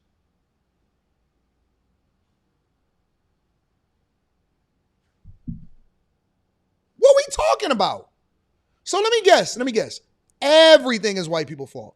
Every single, yes. The boy should be held accountable for covering up the evidence. First thing that he should have did was call the police and all of that stuff. 100% he is responsible, and hopefully he gets held accountable to the fullest extent of the law for whatever charges he get for that. But how many times you gonna blame somebody else for something that you did?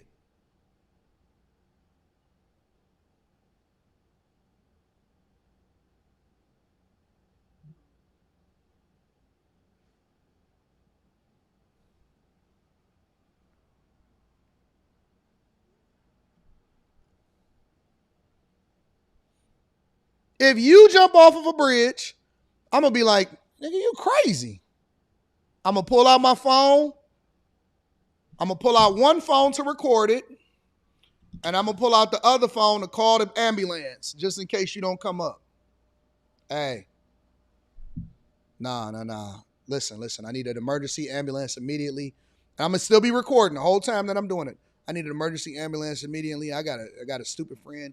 I don't know what he thinking. Maybe he going through something, but he just jumped off of a bridge. I'm not jumping off of a bridge for you, with you, for you. Care nothing about what you doing. Even in school, they used to do, hey man, yeah man, we got this chick over there.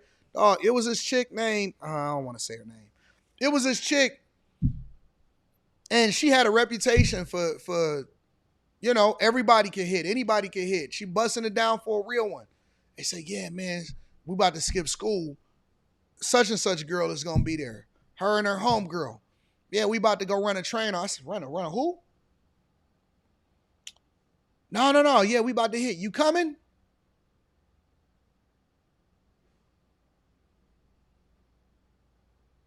I'm good, bro. Hey, man, nah, bro. And so you make them, hey, man, listen, I really got to get the 7th hour today, bro. I got this test, man. If I don't go, bro, I'm going to fail. Real talk. Oh, man, and then oh, man, you just scared. Okay. Nigga, I'm not coming over there with you. Nigga, that sound, bro, at 14, 15 years old, that sounded like a case. That sounded like trouble. Sounded like trouble more than anybody that I've ever seen get in trouble. I got in so much trouble in my youth, but I wasn't gonna get in trouble doing it with you. You wasn't gonna pressure me into doing nothing. If I get in trouble, that's why I'm a solo artist. If I get in trouble, I'm getting in trouble by myself. Yup, Anton got caught up doing this. I ain't even gonna make no excuses. Yeah, you know what? You know what? I shouldn't even have been there. You right. But I'm gonna get in trouble by myself with my own mind. I'm not getting in trouble hanging out with you. I ain't never got in trouble as a group. What do you mean we getting in trouble as a group? You got caught and I got caught? Hey, get the hell out of here, bro. Oh man, he was with his friends. You ain't never got to worry about that. Never got to worry about it. Anton really going in on a dead black kid. No, I'm going in on a culture. I'm going in on a culture. We have to, okay, all right. What's the lesson? Every time we have a conversation, there has to be a lesson as a part of it, or we shouldn't even talk about it. There's no reason in covering these stories. There's no reason in talking about this stuff. There's no reason in having these conversations. That's the lake that he jumped, the bridge that he jumped off of. There's no reason in having these conversations if there's not a lesson attached to it. What's the lesson?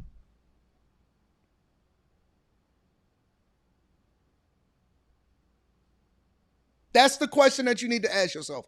With everything that we talk about, I'm not just talking about this for the sake of having this conversation. I want to know what the lesson is. What can we learn from this? Be a better parent.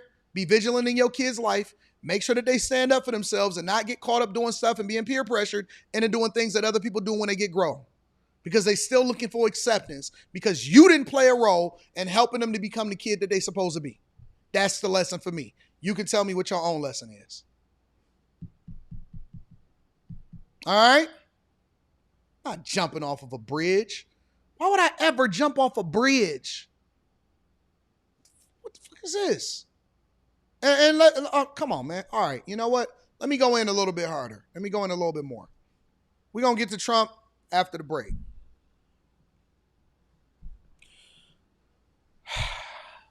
I know that people are not a monolith. I know that people are not a monolith. But let me tell you what else I also know. And this is standard across the board. There are certain things that other people do that we just don't do.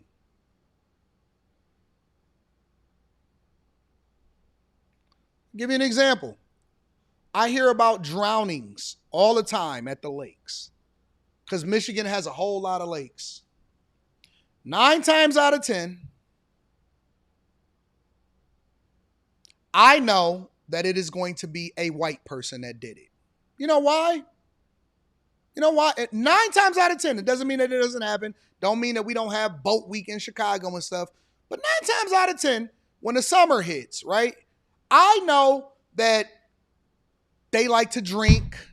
They're going to go and get their Miller Lights and their Cools and all of this stuff. And they're going to be out on the lake. And every single year, there's some people that just so happens to drown in the lakes right out here in Michigan. And it is 9 times out of 10, it is going to be a white person. You know why? Because we just don't go out and we don't do drowning on lakes. We don't drink and drown on lakes. It just is what it is, right? We know this. We just know it. Now, if there's a fight and a shooting at a takeover, guess what? Guess what? I know 9 times out of 10, It's going to be LeVar and them. Quintavious and them. Chad and them is going to drown in the lake. Quintavious and them is going to shoot each other in the hood. I'm sorry. It just is what it is. It is what it is. You could sit here and say, oh my God, I can't believe it. Okay, so what part of it was not true? Because we all profile. We all pay attention to what's going on in the culture. We all paying attention to what's happening in the streets. I don't know anybody that drink and drown. Never heard of it before in my life. But when I look at it on the news, Brian and them is out there drinking and drowning. Because there's certain things that's attached to certain people. And it just is what it is. It is what it is. It just is what it is. So y'all can sit here and go back and forth and act like y'all don't know what's going on. I know what's happening. I know where this going to happen when I see the area that it happens in. Oh man, a bunch of kids was inside of a house and it was 15 kids in one bedroom and they're all starving and they're one meal away from dying and the police had to go and rescue them. Poor white person, 9 times out of 10, is going to be some poor white people that don't have no money, that's in the Appalachians,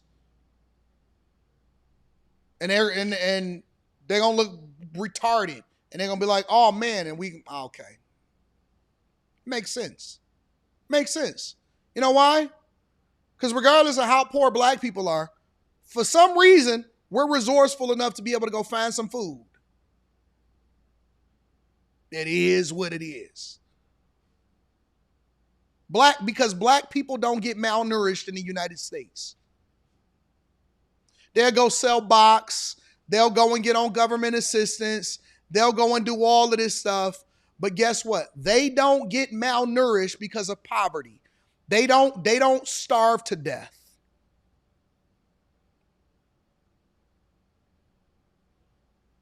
She may be neglectful. She may be out here having multiple different men coming in and out of the bedroom.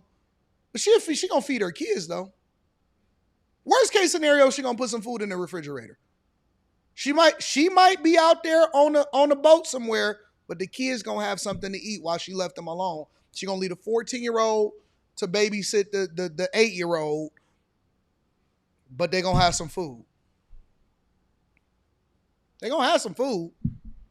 What else? Let me tell you some more stereotypes. When we go, I used to work for information technology for Meijer. Meijer is it's like a Walmart, but it's mainly in the Midwest, right?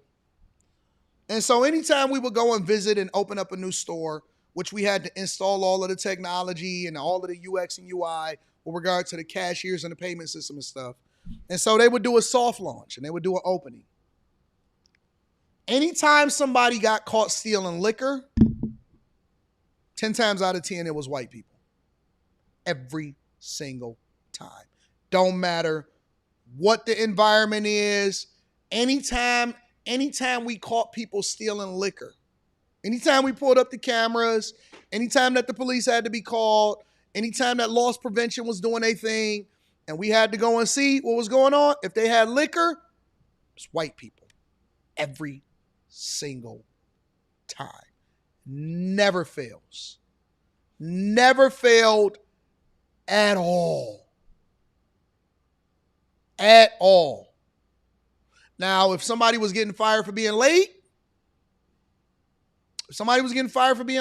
can't make it into the job, taking too long of a break, bussing down associates, right? If the supervisor was bussing down an associate, 9 times out of 10, if they late coming from their break and they trying to tuck their shirt in, it's a black man. Every time. Every single time. And most of the time, he messing with a white girl or some of the other associates every single time. It was every time we fired a manager, every time we had to do any of that type of stuff, it was always the same thing. Every single time. And we just know it. We figured it out. Now, people stealing from the registers, that was bipartisan. That was multicultural. Every time.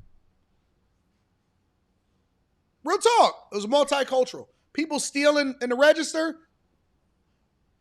Most of the time it was women, but it was both white women and black women.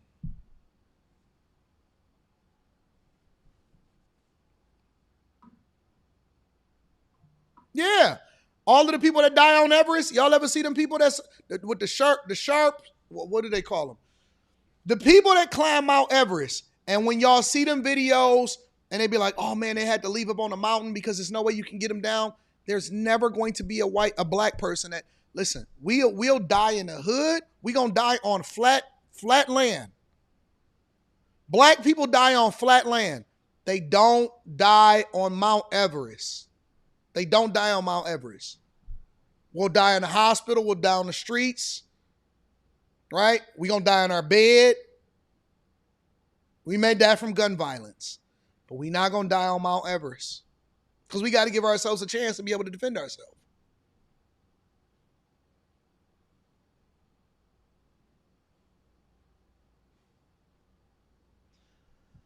Ernesto says, Anton, I have a Cuban that wants to talk to you. Man, if it ain't a Cuban woman, we don't even mess with. If it ain't a Cuban woman, the only thing that's good about your culture, bro,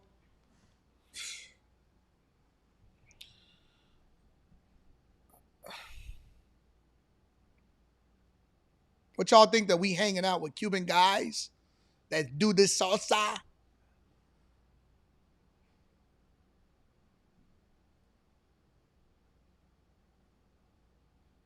And how come so many of y'all are taking y'all women's jobs over there?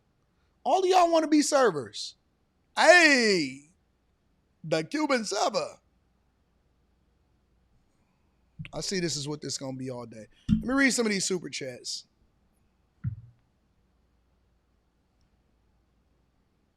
Read some of these super chats. Is that USOH a stock? I don't even know what that means. I don't know what that is. USOH.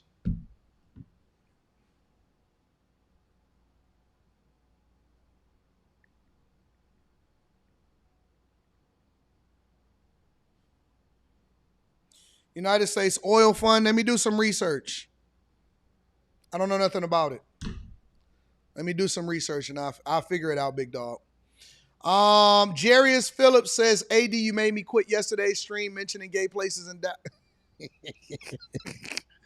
Gay places in Dallas. I was like, please don't bring up Cedar Springs Road. Everybody get this work. You know what I'm saying? Wesley Turner says, AD, is there any new insight on Comcast split? Nope. Nothing new here. As soon as I find out more, I'll tell you about it. The Illusionist says, appreciate the stock club. Looking forward to the meetup, family. Yeah, it's going to be lit. It's going to be lit. Make sure y'all tap into the Patreon. TS Car Wash and Detail Services, 10,000 bond is 1K. He should be out. Yeah, he only got to pay 10%. Dark City ENT says, emailed how wild St. Louis is. Please check. All right, I got you. I've been covering St. Louis a lot lately. Vito Royale says they don't practice a word. They can't spell AD. Accountability is the word of the day. Ernesto is still typing in all caps. Says, Anton, you're mentally weak. I got you, LOL. Okay, Mr. Del Toro. He then says, it ain't the culture, it's the melanin. All righty. Thank you for paying me to read your super chat. I appreciate you. Make sure you guys hit a like for the algorithm, subscribe to the channel with any notifications. Let's get into this Trump conversation and then we gonna reset. All right, because I see a lot of people is in their feelings today. A lot of people is feeling emotional. They saying, Anton, you're going in on us. I don't know why you're going in on us. All of this type of stuff. Everybody is in their emotions. Black people in their emotions. White people in their emotions. Cubans is in their emotions. Everybody in their emotions today. All right. Now, you know, C. Diggs, I don't time people out. We let Ernesto get it off. We let Ernesto get it off. We don't time people out. Anton, are you going to drop the link? No, I don't want to hear nobody talking about, hey, because I'm a server in Miami Beach. I don't want to hear that nonsense. I don't want to hear nothing from these people.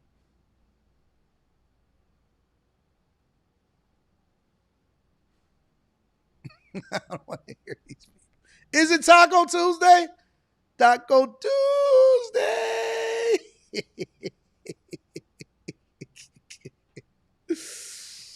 Oh, man. Meantime, President Trump ordering a new set of strikes on Iranian military targets for a third consecutive night yesterday. So this as another blockade in the Strait of Hormuz is scheduled to begin this afternoon. Mike Tobin is live in Tel Aviv with the details. Good morning to you.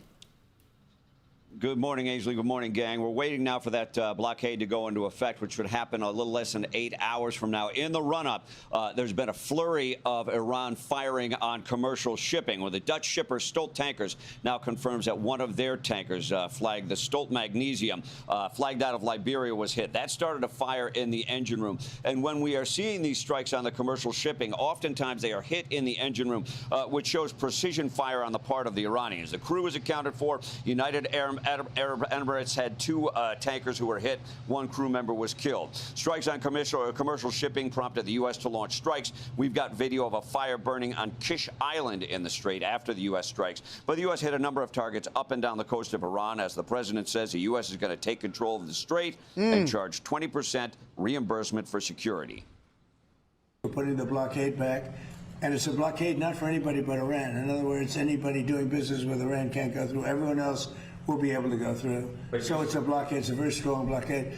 The blockade was probably more effective even than hitting them, but I think the combination is the thing that really does it. For the first time, the U.S. used sea drones to attack an enemy. Central Command says the drones hit Bandar Abbas. The targets were a ship repair facility and a submarine. U.S. Central Command says they have been hitting maritime targets, coastal facilities, and hardware to launch missiles and drones. Ainsley, guys, back to you. So Trump basically said, listen, all right, since we can't negotiate with terrorists, we just going to go ahead and take it over ourselves, and it's going to be ours. We own the Strait of Hormuz. And if anybody decides that they want to do business with Iran, then you can't come through. All right? So we're going to go ahead and shut it down. We take it over. And not only are we taking over, we're going to go ahead and then tear all of y'all out the frame. And we're charging you for security.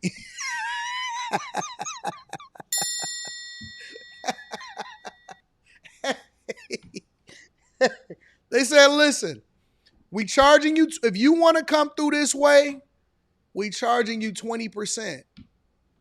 We taxing. Because we need to cover the cost of even being out here. So you want to come through, it's going to cost you 20%. Yo, Trump is gangster. Gangster.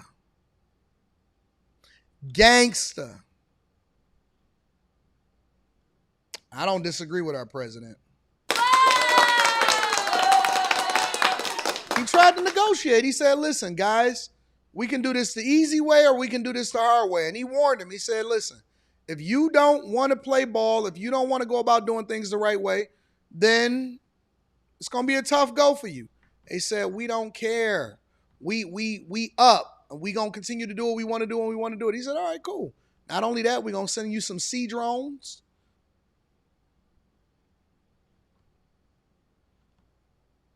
Oh, Eric D. Don't be in your feelings about it. Don't be in your, we got to do what we got to do, big dog. It is what it is. If you're not going to play ball, we don't negotiate with terrorists over here. We don't negotiate with terrorists. He said, get down or lay down, like the movie. Okay, thank you so much, Mike. Thanks, Mike. So the president is making it clear that Iran needs to come to the negotiating table, but it doesn't look like they're doing much negotiating. They continue to say that America is the aggressors. I mean, we gave them that one day to honor their supreme leader, and then they were crying in the middle of the street, death to America, death to Israel, and we've already uncovered another plot for them to try to assassinate President Trump. So the president is trying to get the world on board now. I understand I don't want to be an elitist here. I understand that the gas prices affect people on the day-to-day basis. Are y'all affected by gas prices in the chat? Just a quick question. Are y'all affected by gas prices in the chat? When y'all go to the gas station, are y'all crying at the pump? Are y'all saying, oh my God, I can't believe it? Are y'all crying and complaining about gas prices at the pump? Honestly, I'm really curious because I want to know what y'all thinking.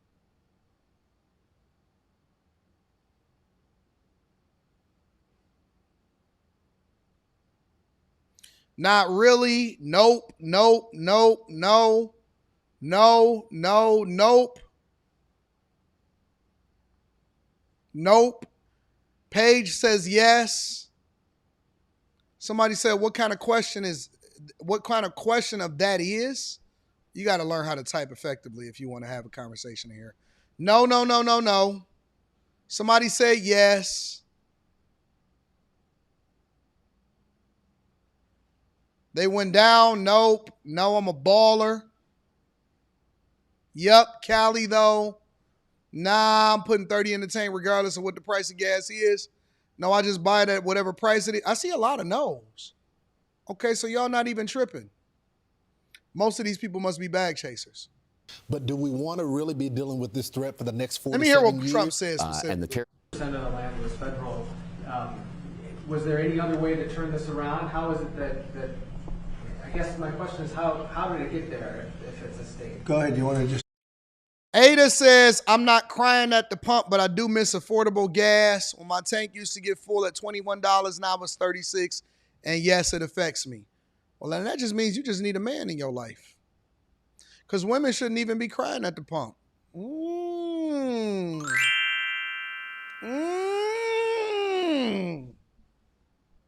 That just means you need a man in your life. That's all that is, Ada Benitez. Ada Benitez. You got dimples too? Come on. I know you ain't sitting here crying over no $14, $15 at the pump. And you sitting out here talking about, man, listen, you can get that $15 easy. And it only take you $36 in order to fill up your car. What are you driving, a smart car? Ada, that means you need a man in your life. You got the wrong mentality. You know what I'm saying? Hold it down. Ain't no woman out here should be complaining about price increases. With all of that real estate y'all sitting on behind y'all.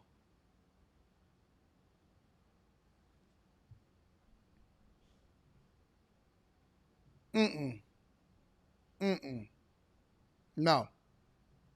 I don't want to hear it. No women should be crying about gas prices. Discuss that, please. The land ownership is what it is, but under the Antiquities Act, Lamar says, what's her Instagram? I can save her. 120 years ago, Congress made the decision to give presidents the power to designate by executive proclamation certain land as monument. It was supposed to be the smallest area compatible with the objects to be protected in connection with that. Now, initially, as the Deputy Secretary of the Interior explained a minute ago, that meant a few hundred, maybe 1,000 or 2 acres at the most. Deal immediately because they found out there was something in the deal they didn't like. And they're wired differently, and we're not going to put up with it. We are just going forward. We're attacking them tonight. We're taking out all of their capability for anything having to do with the Strait, with the Hormuz Strait.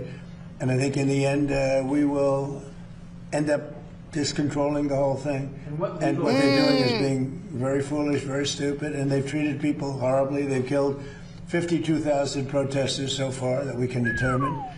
It might be more than that, but 52,000 protesters have been killed, and it's nobody really gonna complain about that situation. But we'll have it under control very quickly. Yeah. Please. Wait, please. Wait, Jeff. I'm sorry. Be nice, Jeff. Go ahead, please. Thank you, Mr. President. Have to teach him to be nice. Thank you, Mr. President. On your chilling. presidency, so a lot of us here actually witnessed a miracle 2 years ago today as we were on the ground covering your rally in Butler, Pennsylvania. Right. You said a lot of times that you believe that God has saved your life. Has there been a moment throughout your presidency so far where you thought this is why God kept you here? Well, we're doing a lot. You know, we have a country that I use the expression "Make America Great Again," and we've done far more than anyone thought possible, including maybe even me. We've done things that are unreal. $19.2 trillion. The money being invested in our country is more than any country has ever had by many times.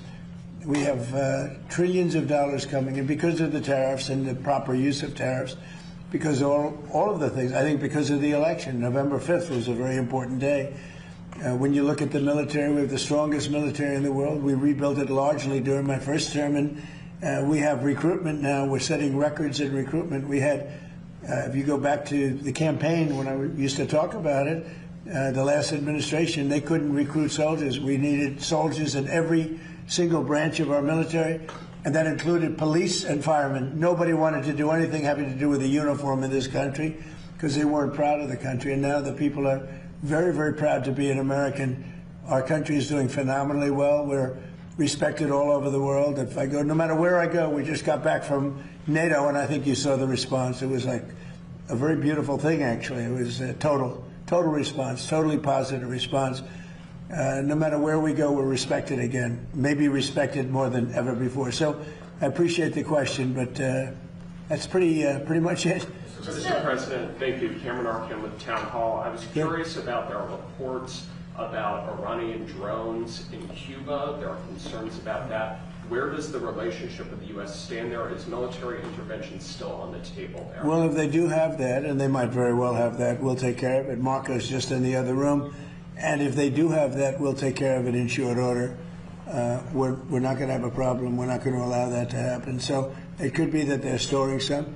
We're looking into it now. It could be so, and it maybe isn't. But we'll figure it out fast. And what are you expected to speak about on Thursday, you think? I'm going to speak on Thursday.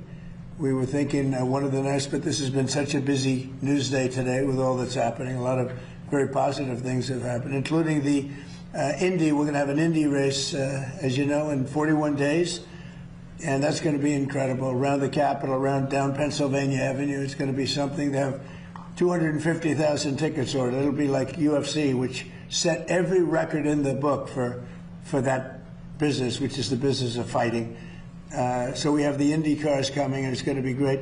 And while we're talking, I have to pay on behalf of Mike and myself, and I think everybody's standing behind me very strongly. I want to pay my respects to Lindsey, who was our friend. He was a friend of all of us. He was a great guy. He was a great politician, actually. And it's hard to believe he's gone. He spoke to me just before he passed away, just to say hello. He got back. He felt fine. He was a little tired. And then this whole thing happened. And it's, boy, it's tough. So the flags are at half-mast until Saturday evening, which is an extended period of time, you know, generally speaking, but I think he deserves it. And he's a fantastic person. He was a fantastic man. He was actually a great politician. He got along with almost everybody. And when he didn't get along, they knew it. He was tough, but he was a good man. He was very much in favor of the Save America Act. He called me about that. We were talking about that and some other things. But he just felt tired, but he felt fine. And then this horrible thing happened just a short time afterwards. So it was terrible. I just want to pay our respects. Shout out to Trump. Shout out to Big Trump getting to it. We appreciate you, Trump, for continuing to keep us safe here in the United States of the Americas. You know what I'm saying? Shout out to Trump.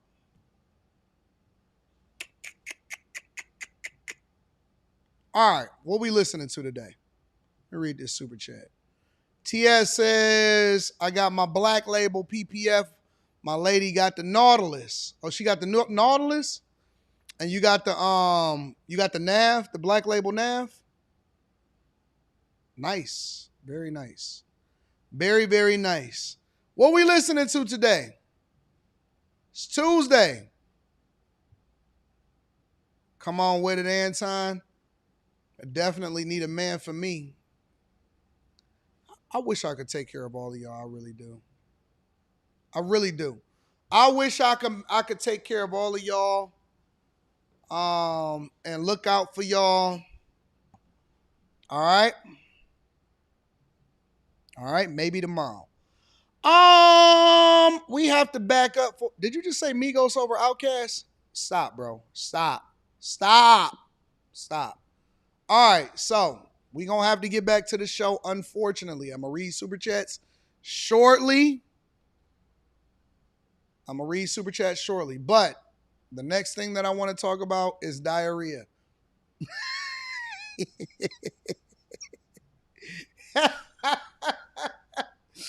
Yes, I'm sorry. I apologize for it, but we got to talk about it. The next thing that we need to talk about is diarrhea. All right? Make sure you guys hit a like for the algorithm, subscribe to the channel, and turn on your notifications. Of a gut-wrenching illness that is caused by a parasite that may be found in raw vegetables and fruit. There's a lot of uncertainty around that. That's why I say may. There are new numbers that have just been released, and they show that there are now more than 3,000 cases in Michigan and Ohio, which are the hardest hit states, most of them in Michigan. We have CNN health reporter Jacqueline Howard joining us on this. Jacqueline, this story just really seems to balloon here. Tell us more about the people who have gotten sick and some of the uncertainty around all of this. That's right, Brianna. We're seeing more and more cases emerge. And what we know about the people who've gotten sick, some of them have been hospitalized. When you look at Michigan alone, where there are now more than 2,600 cases that have been reported. Val, don't you go nowhere. This is important because you need to know what to look for and how to protect yourself. 4 of them have been hospitalized. And when you look across the country, there have been dozens more hospitalizations as well. In total, Brianna, 31 states across the country have reported cases, but not all of those cases that we know so far are connected. These cases are still under investigation, and currently the only cluster of cases that has been described as an outbreak are those cases in Michigan as well as some in Ohio. And the reason why it's really difficult, Brianna, to pinpoint, okay, what's the original source of this outbreak or of these clusters is because once someone becomes infected, it can take anywhere from 2 days to 2 weeks for symptoms to emerge. So health officials, especially those in Michigan, are really scrambling to identify the source of these cases. And the symptoms that cyclospora infections, which is called cyclosporiasis, the symptoms of this illness include watery diarrhea. In some cases, it's described as explosive diarrhea, Brianna, as well as loss of appetite, cramping, bloating, nausea, fatigue.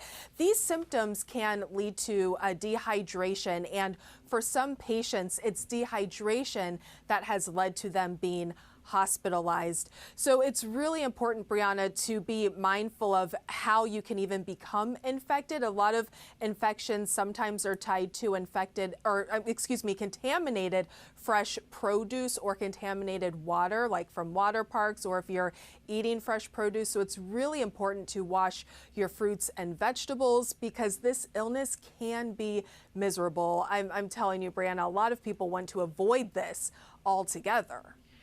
I know of several different people that actually got this within the last couple weeks. And we didn't know what it was. And at first it was kind of weird because I was like, yo, this kind of reminds me of when we didn't know what it was when COVID first hit, but I knew several different people that had got COVID before we knew that it was COVID. But let me just rewind this a little bit to show you what the symptoms are. All right. Watery diarrhea, loss of appetite, weight loss, cramping, bloating, nausea, fatigue. And, for a couple of the different people that I know here in Michigan that actually had got it, and it's now exploding all over the state, no pun intended. Well, for a couple of the people that I knew in Michigan that got it, man, they was toe up. It was different. It wasn't just like regular, throwing up or anything like that. It was like, they couldn't sleep, happening all night, coming out of both ends, all of that type of stuff. And so, yeah, I know a couple different people that got it over this past couple weeks. They was messed up. Super, super messed up. I like Camp Low. Yeah, I may come up with Camp Low one day. But it's really big here in Michigan. I didn't know that it was as big as it was here in Michigan. But the person or people, one of them was really close to me. Another one, a couple people wasn't. But the people that I know that got it, they were toe down. Super fatigued. Didn't want to get out of bed. Didn't want to talk. Didn't want to eat nothing. Was scared to eat. Because we thought it was food poisoning at first. And so we was like, yo, it's going to be food poisoning. You know what the interesting thing about this is that, so initially it was like, yo, we not going to go to the hospital. It just sound like it's food poisoning. And you need to just let it pass through, let it get out your system or whatever, right? And then it kept persisting and it kept persisting and it kept persisting. And I'm like, wait a minute, what's going on? So the person actually had to go to the hospital just to make sure that everything was good. And at this time, remember, this is a little while ago. At this time, the hospital didn't even know what it was. And it kind of reminds me of COVID, bro. Like as far as not in the symptoms, not in the way in which you get sick, but the fact that the hospital couldn't pin it down. The doctors couldn't pin it down on what it was. So, you know, again, we just kind of chalked it up to food poisoning. They gave us something to control the nausea and tried to give them some relief until it passed through. And then eventually it just went well. You know, they wound up being okay. But I know a couple different people that was toe down, couldn't stop throwing up, couldn't get it out of their system. And as a result, it comes from, contaminated water sources and contaminated food. A lot of people are saying that it's coming from the fruits and the vegetables. And so y'all got to make sure that y'all wash y'all stuff. When they put this stuff out in the grocery stores, and when they transferring it from the trucks to the warehouses, to the grocery stores and all of that, you don't know who's doing what at all. You don't know who's doing what. And I hate to say it like this, but let me just be very clear. Everybody does not wash their hands when they come out of the restroom.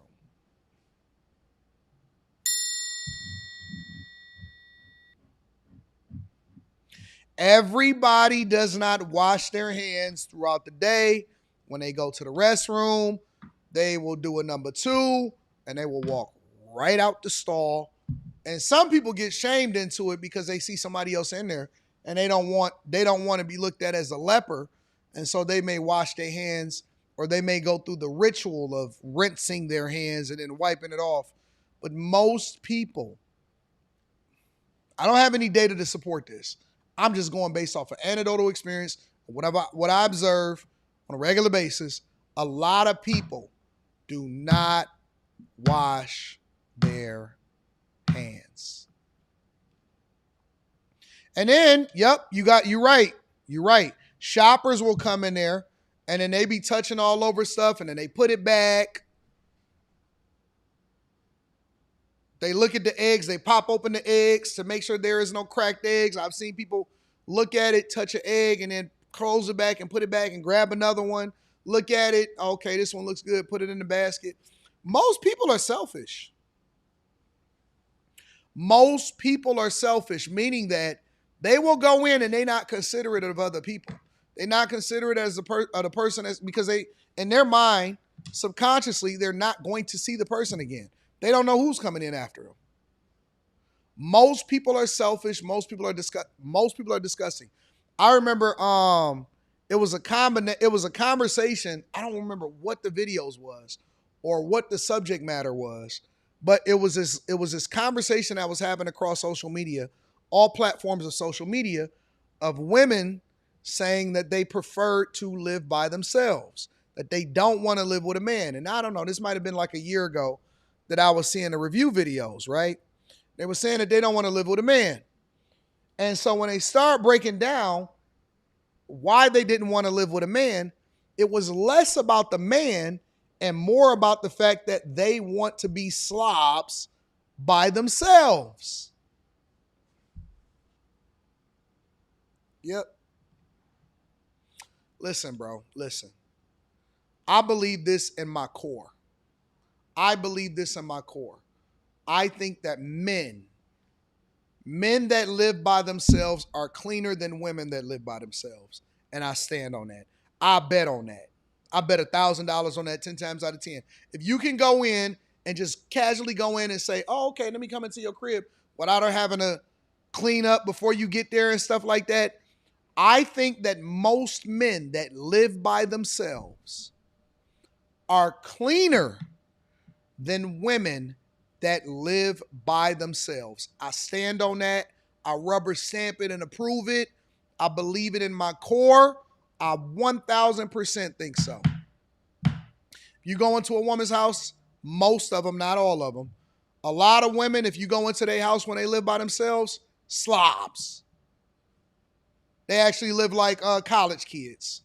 Women are like college kids. They pack rats. I actually think that relationships are good for women because it forces them to do stuff that they otherwise would never do if they wasn't around a man.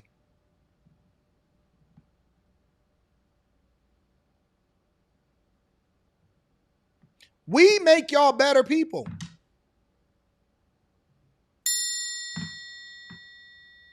We make y'all better. And that's not misogynistic. I'm not a man versus woman.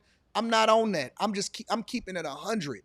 Men make women step their game up because in order to be around him and not to embarrass themselves, they got it. They do better. They do better. You said you worked at a men's prison and a women's prison. Is a huge difference. And you agree? See?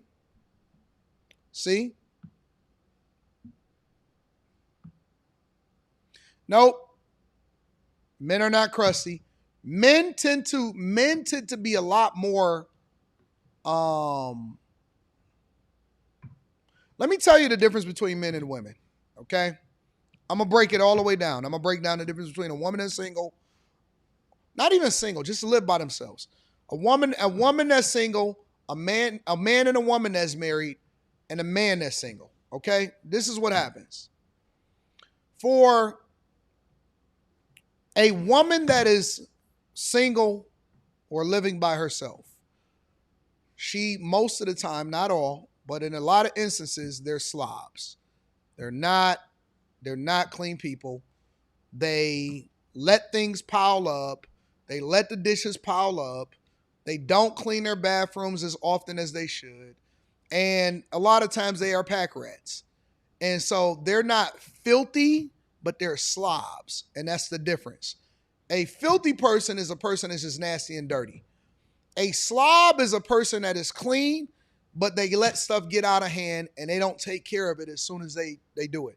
Because women are not the type of people that will eat, wash the dish out, dry it, and put it up. Women let stuff pile up, or they don't clean up, or they don't do the dishes immediately after they cook and stuff like that, right? And so it's a difference. Now, on the flip side, guys are very methodical, in which, when they live by themselves or when they single, first of all, most of the place never get dirty. They don't use everything inside of the place, inside of the apartment, inside of the house. They use one thing at a time. And usually in order for them to be able to do that one thing, they got to make sure that everything is done before they do it. So, we are very methodical. Our gaming controllers got to be in a certain place. Our TV got to be in a certain place.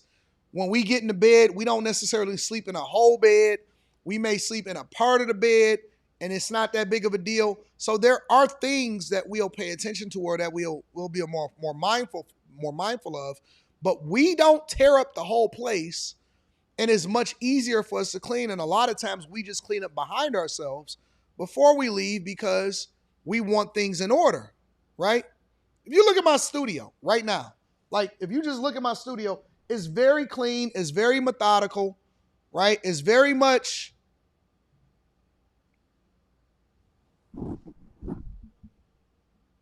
Everything is structured. You see my book bag right there. You see my clothes, my shirts, the white shirts over there. You see the other set that I do a lot of recording in, right? My desk that I'm recording on right now is very clean, right? My desk is very clean, right? Water, iPad, stuff like that. Oh man, I didn't probably messed up my whole thing.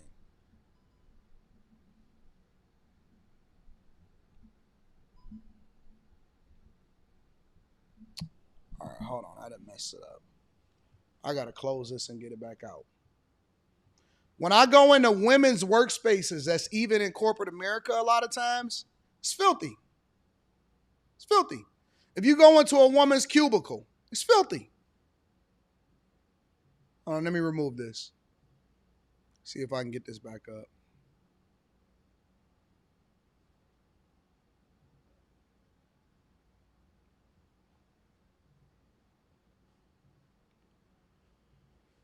Give me a second. I done messed it up trying to show y'all some stuff.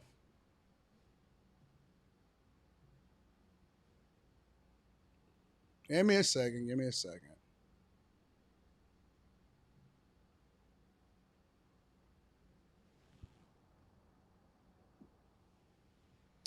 All right, let me see if I can get that back up and popping. Oh, man. How did I mess that up?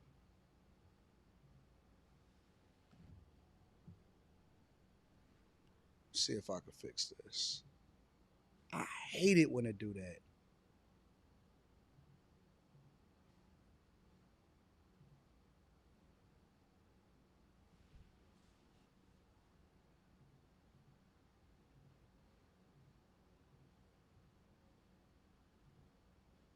Remove, add,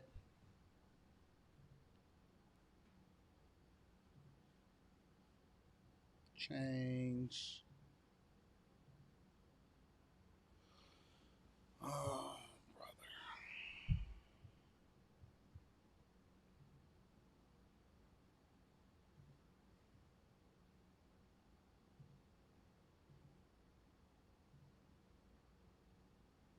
Oh, maybe I could do it like this. Hold on. Hold on. Let me see something.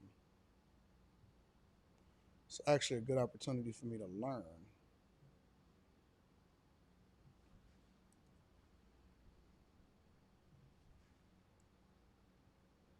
Nope. Can't do it like that.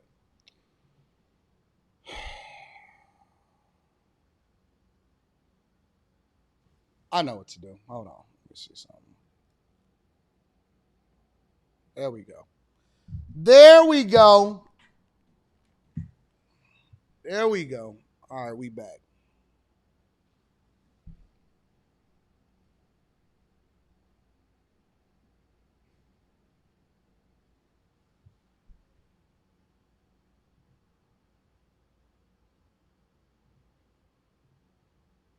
All right, we back.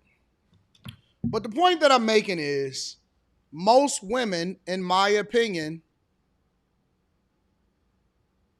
are filthy. They're absolutely filthy. They don't take care of business. They're not on top of things, whatever. So that's the difference between a man and a woman that may live separately, right? Now, when they both get into a relationship, this is what the difference is. When they both get into a relationship, what happens is a woman elevates in most instances, obviously every time, I don't say all, but in most instances,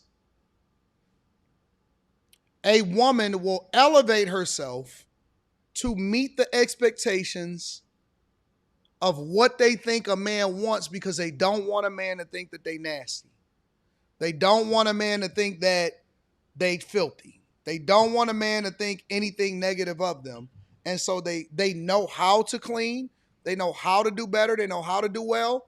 But a lot of times they don't do it for themselves, but they do it when they're around other people, especially if a man is coming over and stuff like that, right? Now, a guy on the flip side, a lot of times He spends more time elevating himself financially. And this is what the difference is between men and women and why women don't understand men. When you see the conversations being had a lot of times and they say stuff like, well, you know, men that are in relationships, they do better. They make more money. It's because they don't have no choice. If you leave a guy by himself in a lot of instances, he'll be comfortable doing whatever it is that he has to do in order to feed himself, live a decent life, be comfortable, and be chilling. A man that is in a relationship that wind up having a wife or having children, he knows that he bears the responsibility and way more goes on his shoulders. So he has to go out there and make more money because he has to feed more mouths, because he has to take care of more people, because he has to buy a bigger house, because he has to do more things for people. So when men get into relationships or men get married, they get way more pressure to over-deliver for women that then depend on them, especially when you're talking about in a traditional relationship or a marriage. But a man, I've seen a guy, right? Let me tell y'all a story. And I'm going to change the professions because I know that people watch this show or whatever. I've seen a guy, very much a cool guy. He has a decent profession and he does okay for himself, right? And his house was paid off. Wasn't a big house. It was clean. It was nice. It was sufficient for 2 to 3 people, but he lived by himself. He owned his home. His house was paid off, and he didn't make a whole lot of money. Like he wasn't making $200,000 a year, but he did okay for himself, right? And he was comfortable. He was living. Now, and this is the honest to God truth, no lie. He gets into a relationship with a woman. Gets into a relationship, winds up getting married. This woman that he got into a relationship with made significantly more money than him, right? Let's just say she's comfortably in it. Let's say she made close to $200,000. Maybe a little less than $200,000, but let's just round it off. Let's say she made $200,000 and he makes $85,000, $90,000 a year, right? As soon as they get in a relationship, she wanted a bigger house. She moved in with him. They didn't have any house or anything like that. But she's a woman of status. And she makes a lot of money and she's professional and all of this other type of stuff. And she had her own business and all of this stuff. So then, you that guy Broadway, am I telling y'all a story or am I telling y'all a story? Am I telling y'all a story or am I telling y'all a story? Right? So now, they buy this big old house. Massive house. Huge. Nice. The friends, all of her girls and her friends. Oh my God, you guys are living, grand and whatever. Behind the scenes, he going through it. Behind the scenes, he's going through it because now she's like, oh, I need help. So you're going to have to level up. You're going to have to level up. Now, she liked him for him, but with the expectation that he was going to have to do better. Good guy, nice looking guy, all of that stuff. They wind up having a child. Now, hey, I need you to level up because I'm not trying to carry the majority of the load. And this is the part of the story that never gets told. A woman will tell a story and say, men ain't meeting the expectation. They not doing what they supposed to do. They need to do better or whatever, blah, blah, blah, blah, blah. I don't want to do whatever, God, whatever, right? But they don't tell you the adjustments men make to make women happy that then put themselves at a worse place because they gave in to a woman that they probably shouldn't even have been with in the first place because she wanted to raise the bar to fit into a narrative that other people was creating for them instead of enjoying the life that he had already cultivated for himself. And so That is the part of the story. When you see women get on the internet and they say, story time, I could do better by myself and all of this stuff, they won't tell you that they ruined his life. They won't tell you that he had to sell his house in order to put the down payment down so that they can make this other house. His house was paid for, and now he's stuck with her, and she's saying you need to do better when this was who he was when she met him. They're not going to say that part. They're going to say, I was carrying the load, I made more money, I did this, I did that. They're not going to break down how they got into the situation in the first place. They're only going to tell you the thing that makes them comfortable so that they can become the victim. It happens every single day. I go through these coaching calls. I deal with these guys. I break down their story, and I see it happening. House paid off, comfortable, savings is booming, in a good space, and then he met a woman.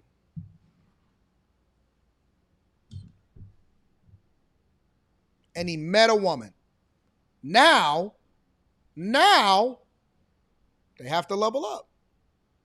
Because she is a woman of status and of purpose. And so she has to meet the expectations of what the world has for her. Now, I need help. You got to help me.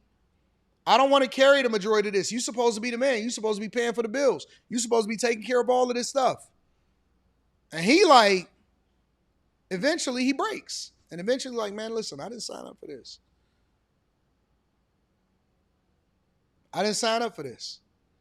And so she will go back and she'll tell her mama and she'll tell her homegirls about, man, you know what? I don't know why I did this in the first place. But she will not tell the story of how she put him in this position and how they got there. And here's the worst part about it. You can't convince them otherwise. You can't talk to them and say, hey, listen, don't you realize that you kind of put him in this difficult position? You know why? Because she can't hear it. Because she's monkey branching. And anytime that a woman is focused on monkey branching, they can't focus on anything as far as responsibility. They got to focus on what's wrong with him and how. And so anytime there's a lack of accountability, anytime there's a lack of responsibility, anytime there's a situation where somebody has to take accountability, most of the time when you see these story times, you're not going to see them say, it's my fault or this is what I did also. It doesn't happen. It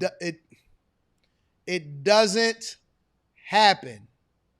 And you know me, I went off on older black men yesterday.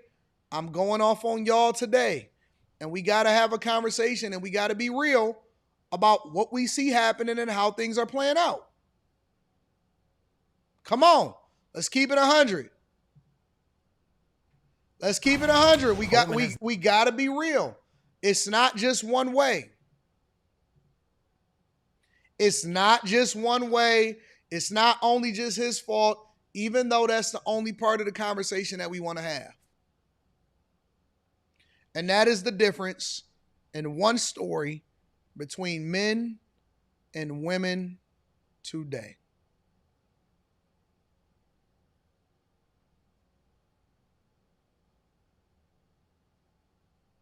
Make sure, and then next thing you know, they're going to say to you, you need to just date within your tax bracket. Right. I should have never been with you in the first place. You are absolutely, positively right. I think that guys would be able to solve for this problem more effectively, and this is why I say it. Guys would be able to solve this problem more effectively if they chose not to live with women. Listen to what I'm saying. I know y'all don't like this opinion, but we are in modern times. We have to have modern conversations. How do you solve for making sure that a woman takes more responsibility and stop letting it rest 100% on your shoulders from the decisions that she make? Listen, if you marrying her, but she's expecting for you to pay off her student loans. The problem with a lot of y'all is that y'all are moving in with women and it upends everything a part of your life.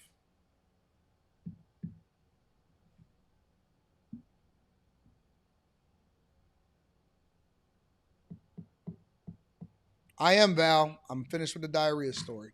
You can come back now.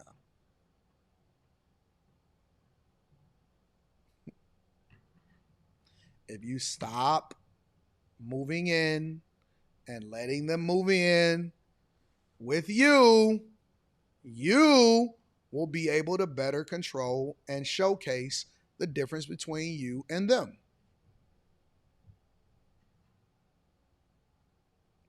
Keep your own place. Keep your own place. Do not, I keep on telling y'all, especially if you are at an age where you do not plan on having children. This is specifically for people that do not plan on having additional children. If you do not plan on having any children or additional children with this person, do not live together. Listen to Uncle Anton. I'm not going to steer you wrong. I'm going to tell you the truth, and I'm going to help you to become more successful. Stop living with people that you are not intending to have children with. Your relationship going to last longer. Y'all going to like each other more. Y'all going to miss each other more. The sex is going to be greater. Everything is going to be more awesome every time. Especially moving into her house. Under no circumstances do you ever move into a woman's house. Ever. If she has a house and you saying, well, we got to get rid of one of them and we can just save money, keep your house. Don't sell it. Don't rent it. Don't do none of that. Don't move your stuff around. You can spend a night, but you go home. Do not, under any circumstances, move into a woman's house and not have any place to go. You will regret it. You will be trapped.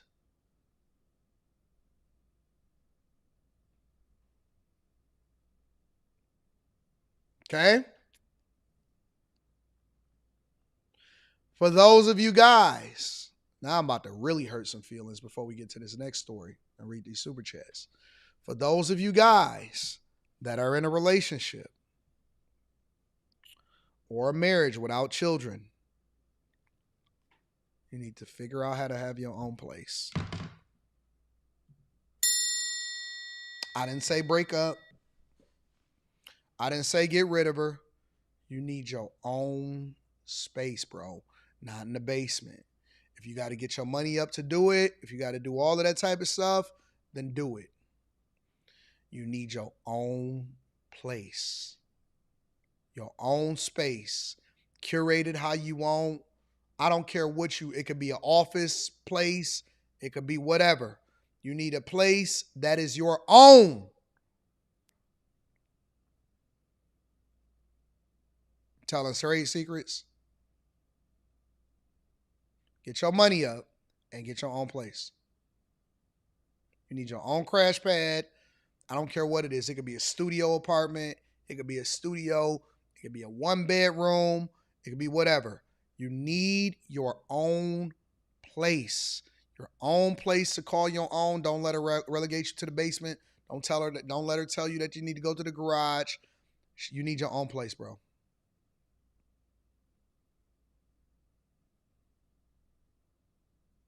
It's going to drastically improve your life. You just got your own place, Moses?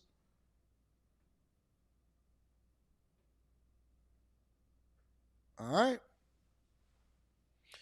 Make sure and stop letting them trick you talking about, oh my God, I want to live with my man. My man. Man, listen. That's cool. I'll be over there.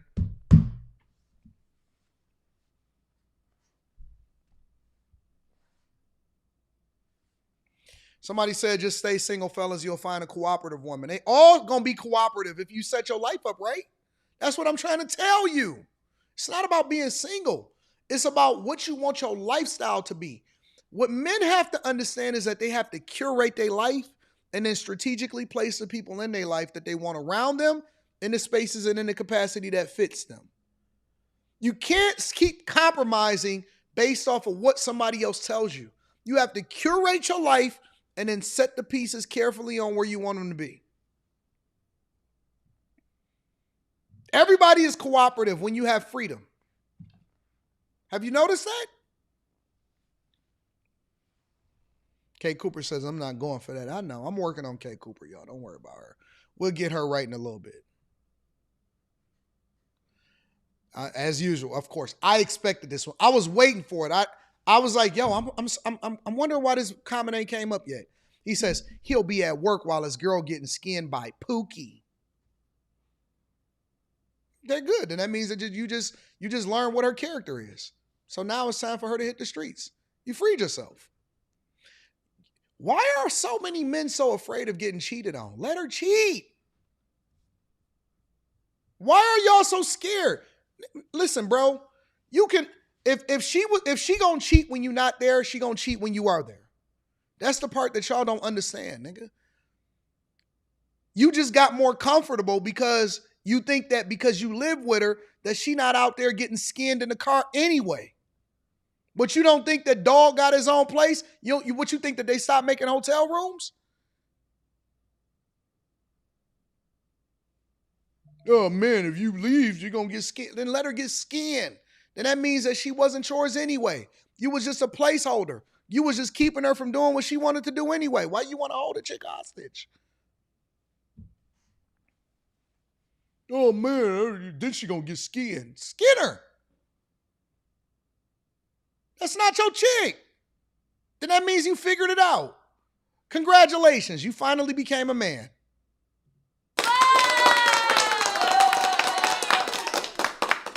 This is worried about a chick cheating. Oh man, then she gonna cheat. So you gonna spend the rest of your life trying to hold her down and prevent her from cheating?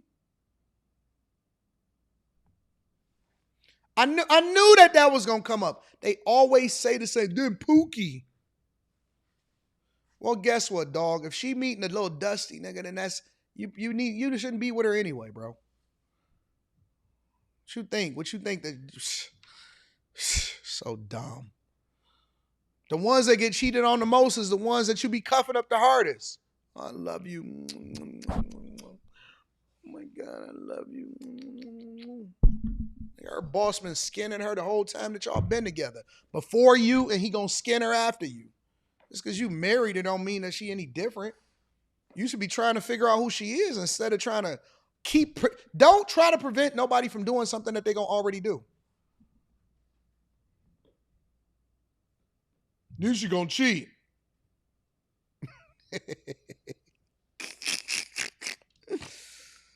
Can't stop a hoe from being a hoe, and you can't stop a dude from being a dude. Level up. Putting all of your stock into a woman. Then she gonna cheat. I'm so scared. Hey, did you see the 250 anniversary $100 bill signed by Trump? No, I want one though. I want one, Riri. TS with a few super chats says, Wale Belly. Oh yeah, Wale. I like Wale. I don't know. I like Wale. That album is hitting. Dot that dude. Wale's album was better than J. Cole's. T.S. Car Wash and Detail Service says, Dot that dude, ADHD. I know this from the Wayans Bros show. Says T.S. Eric, what up, Eric D? Eric D says, and just like clockwork, it's been reported that Trump has reversed his decision to charge fees at the Strait. Still gangster? I'll look at it tomorrow. We'll review it tomorrow. Every day is a new day, Eric D. New information, new adjustments. Jay Hill says, don't let them have an animal. Oh, man. Oh, man. Oh, man, oh, man, oh, man. Look at Leslie sent me some pictures of my car. Who took these pictures?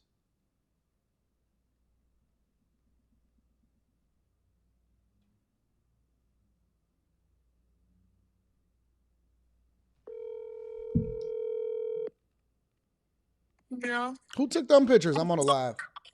Oh, my friend. Oh, he took some dope pictures.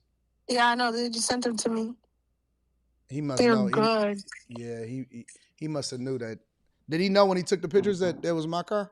Yeah, you know. Yeah, they dope. All right. Yeah, they real good. Yeah, they are pretty dope. All right, let me get back to my live. All right. These are sick.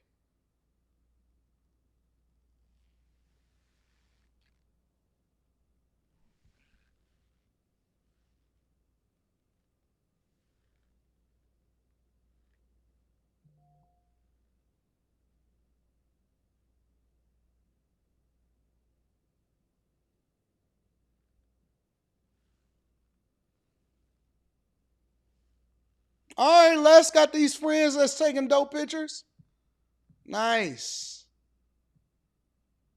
Very, very nice. Very, very nice. Very, very nice.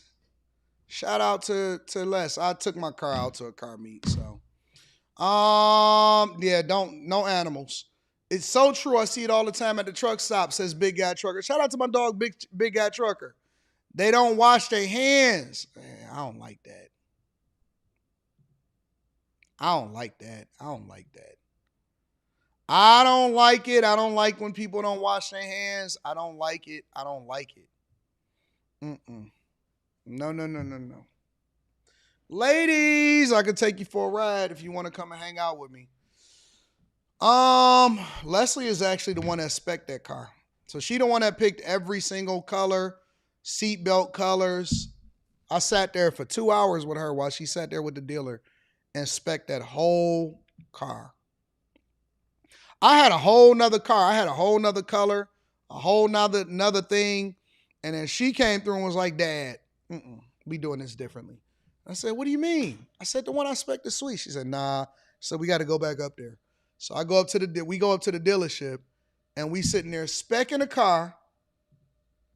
And she's up there doing the whole thing over. She picked the color. She picked everything on that car.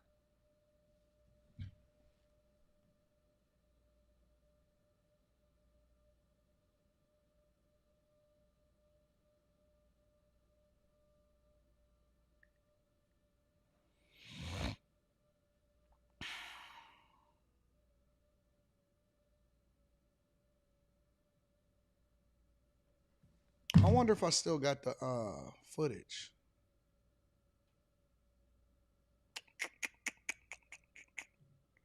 Let me see.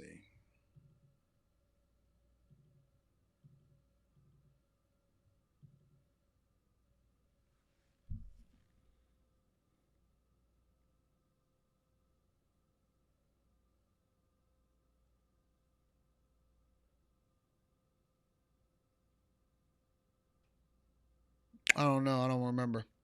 Might have it on. I don't know. But anyways, Slim says, I need a ride. Let me get my blue dress. I'm waiting on you. All right, y'all.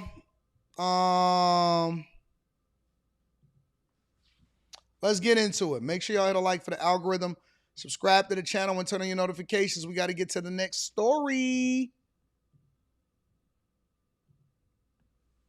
This one might break y'all heart, but we got to have a conversation.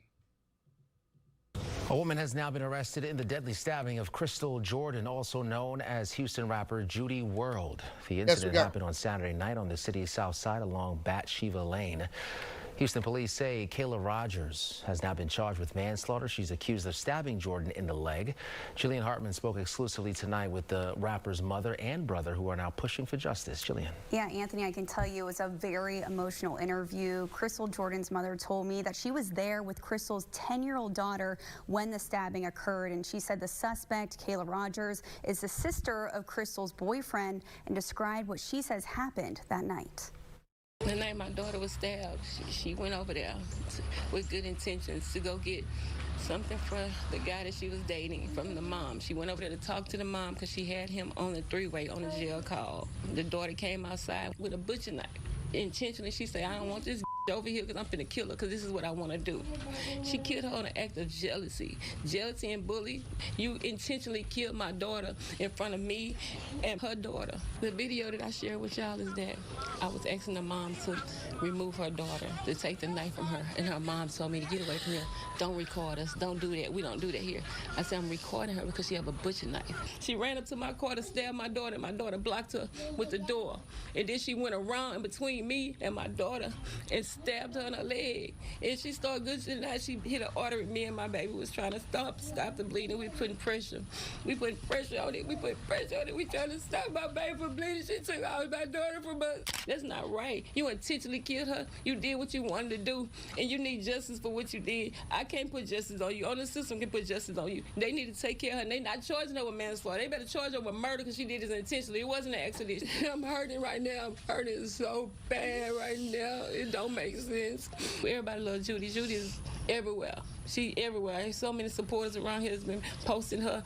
So much love has been showed to her and showed to us. So many people have came to me, gave me hugs and gave me support. But guess what? It's not gonna bring my daughter back.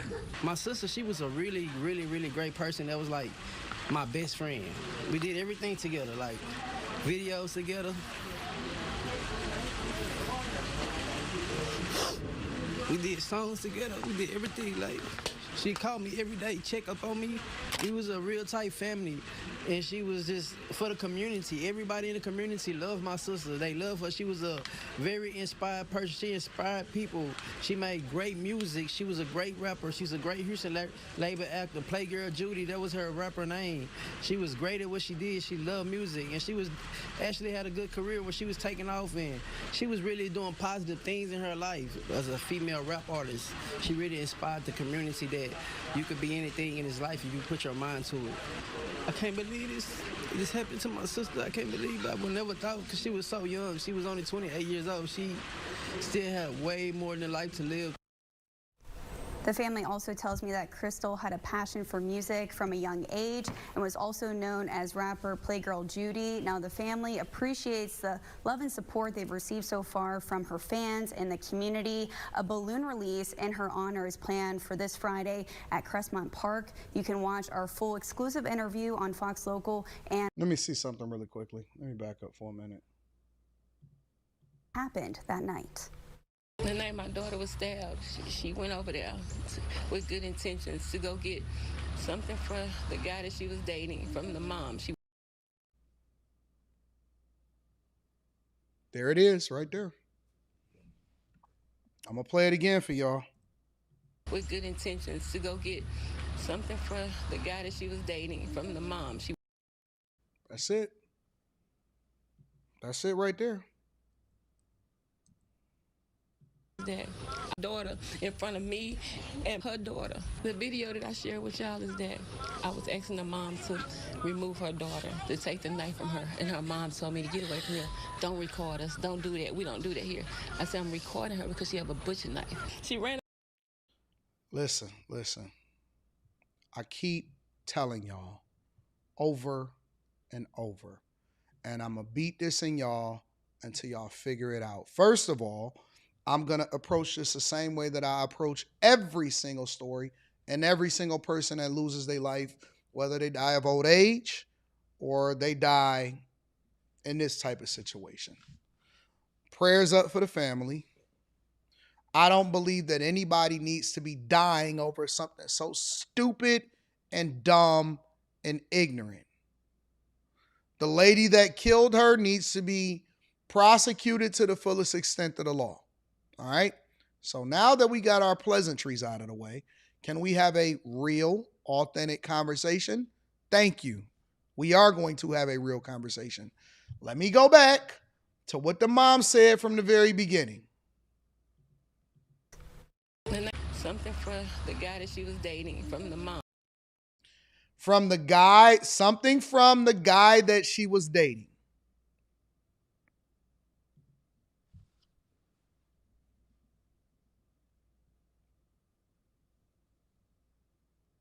Why do y'all keep putting yourselves in these bad situations? Why are y'all not able to walk away from environments that's not conducive for you?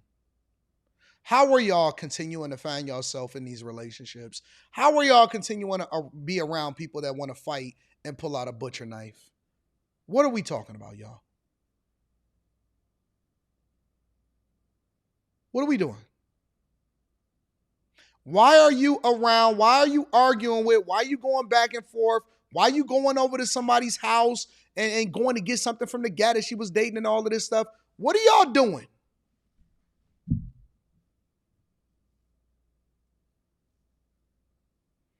Anytime that I see, right, because I be on the east side, I be on the west side, and I could just drive by, and I could see certain people that's on the porch. I could see certain people that's standing in the street. I could see certain people that's moving a certain way. And I just know, bro, I don't even want to be around this type of environment, because when the night comes down or whatever happens, something can pop off. Something can pop off. I want y'all to understand something, because I'm going to go over to another story in a second. Rest in peace to this young lady. Again, she didn't deserve to lose her life, regardless of whether you agree with her lifestyle or rapping or whatever. She didn't deserve to lose her life. I have a message for my young girls today, okay? The message that I have for my young bulls, my young girls, is this. You know you can elevate, right? Just because you was raised in a hood, or just because you was of a certain environment, or just because you in a certain place in your life or whatever, you don't have to you don't have to stay there. You know that, right? You don't have to stay in that space. You don't have to stay in that environment. You don't have to act like the environment that you were raised in. I'll give you another example. Here you go. Here's another one. This just happened last night also. Good morning, and this is still a very active investigation here behind us at this hour. I did speak with police about an hour. Now remember, the last one was in Houston. This one is in the Bronx. Trying to get more information about what exactly happened here. Not too many details they can share at this point in the investigation. What we do know, a 39-year-old woman was shot multiple times, and now police are identifying her. Take a look at your screen. This is the victim in all this. 39-year-old Julia Anderson of Mount Vernon, New York. Now, the sister of this woman was on scene just a few minutes ago. Obviously, very emotional hearing this news. But she said her sister was a hard worker, worked in this area with people with handicaps. And we also have some video. Take a look at this as the investigation continues, showing investigators specifically focusing on a Jeep at the corner here behind us. You can see them by the passenger side front door, where there are what appear to be bullet holes in a window. Police say this happened just before midnight. They responded to a 911 call of an assault. This is right at the intersection of Murdoch and the Reed Avenues, right next to Mount St. Michael Academy. Very residential around here. Also asked police on the phone about a description of who they're looking for, more details about what led up to this shooting.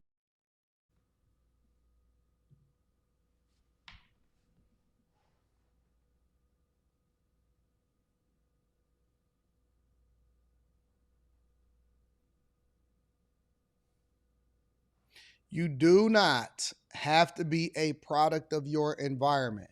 You know it's okay to get out, right? You know it's okay to dip. You know it's okay to become something different. You know it's okay to be able to disappear and to get up out of there. You know it's okay, right? I just want to be clear. Because for whatever reason, we keep putting ourselves around people, in situations, getting involved with, and just cannot figure out how to get out of these horrible situations with these horrible people. I don't care if they say you're not keeping it real. I don't care if they say you're not keeping it raw, funky, whatever it is. You're still a product of your environment, and I need y'all to level up.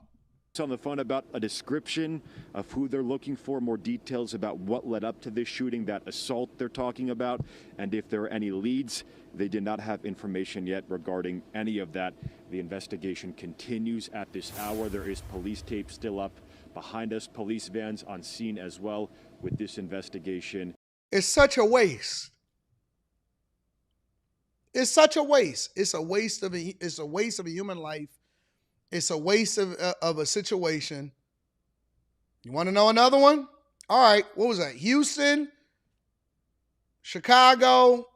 Let's go to Chicago. Let's talk about Chicago. A balloon released tonight to remember the life of a young woman found dead inside a trash can. Her family is now speaking out on their pain and their call for justice. WGN's Angelica Sanchez is live with their message. Angelica? Taman, we learned the victim's family had not seen her for an unconfirmed number of days before her body was discovered. Sadly, we also learned that many of her relatives were aware of what happened to her when video of her body was uploaded to social media. Tonight, I'm here right now, Slim Trini. Compassion from the public. They also are hoping the public does not let her case go unsolved. It's very heartbreaking. Through their pain, family members of Zenobia Weatherspoon speak out while holding her photo after her body was found inside a trash can in the back of the Yards neighborhood. No arrests have been made. A person who you see every day and the next day you don't see them, but you feel something is not right in the atmosphere. I ain't gonna even cap. That Raiden hat is sick. Is that a real hat?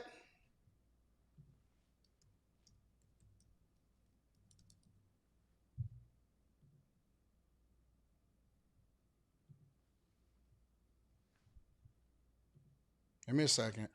Listen, this is the Millionaire Derailment Show.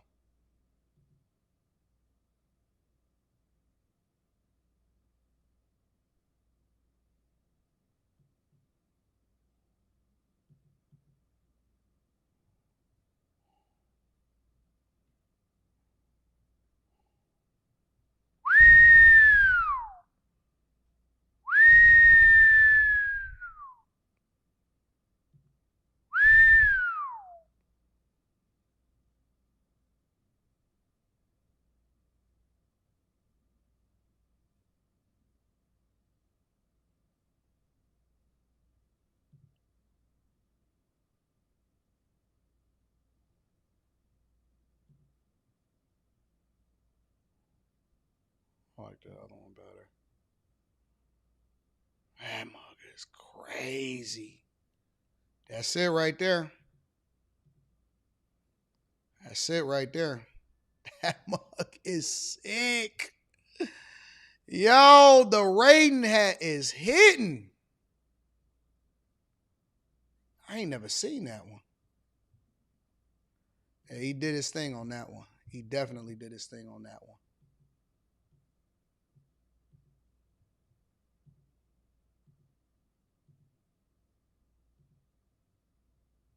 I like it.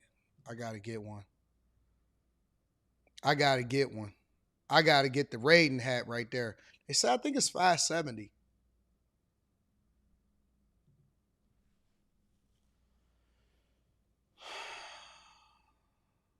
Dang, they ain't even got none available. All right, let me see something real quick.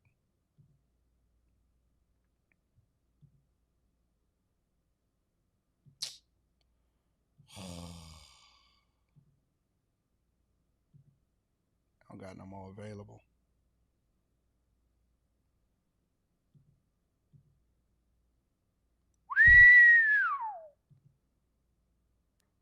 I ain't got no largest. What's up with the largest? That mug is crazy. That Raiden hat is sick.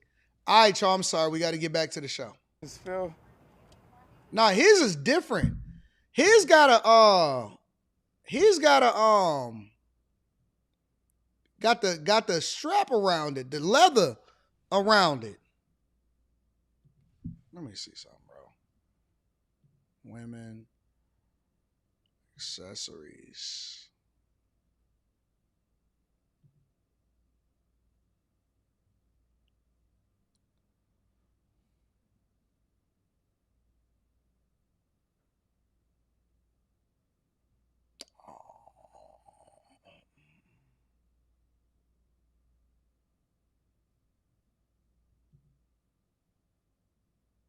Now I missed the rest of them.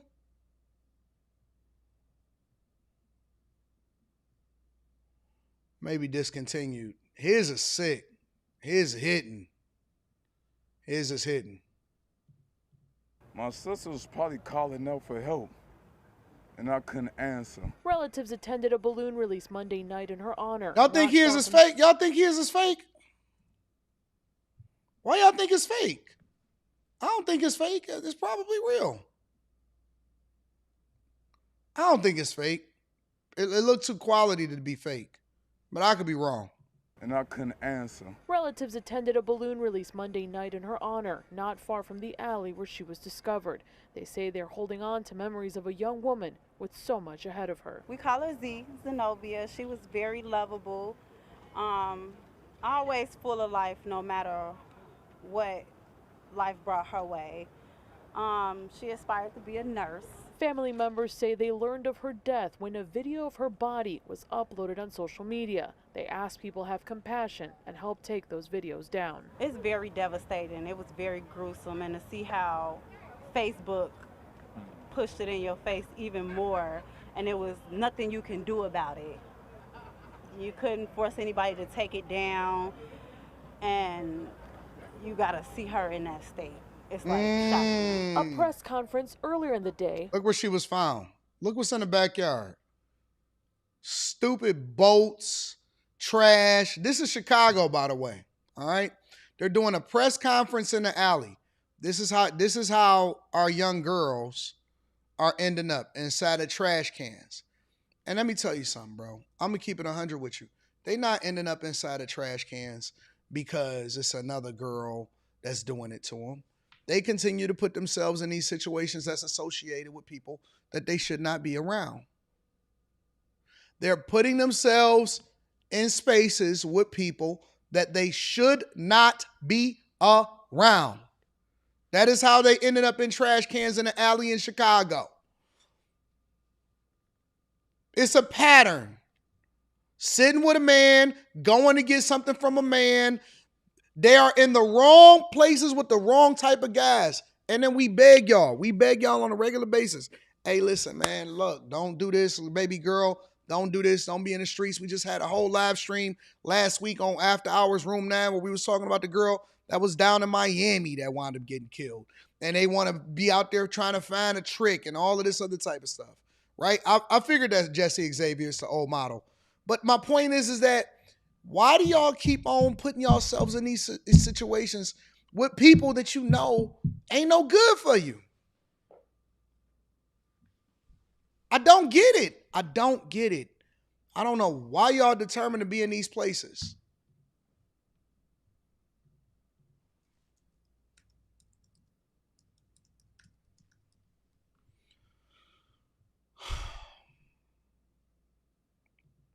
That's it.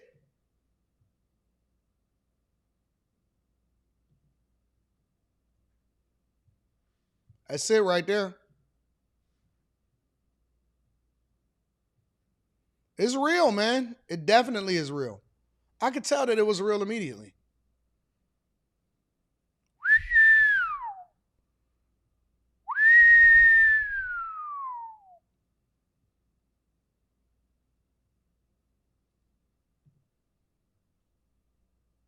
I don't know if it's real on this site.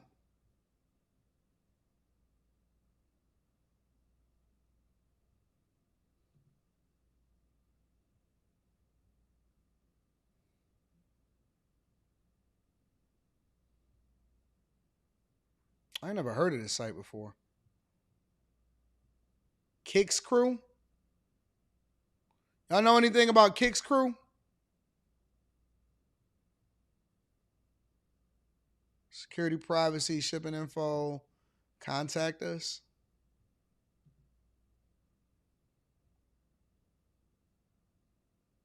I need a phone number, big dog.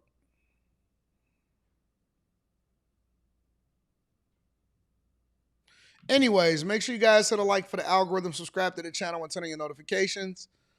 Yeah, I need to. I don't like buying my stuff secondhand.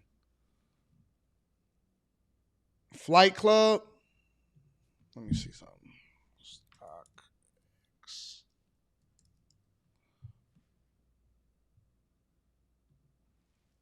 Gucci bucket.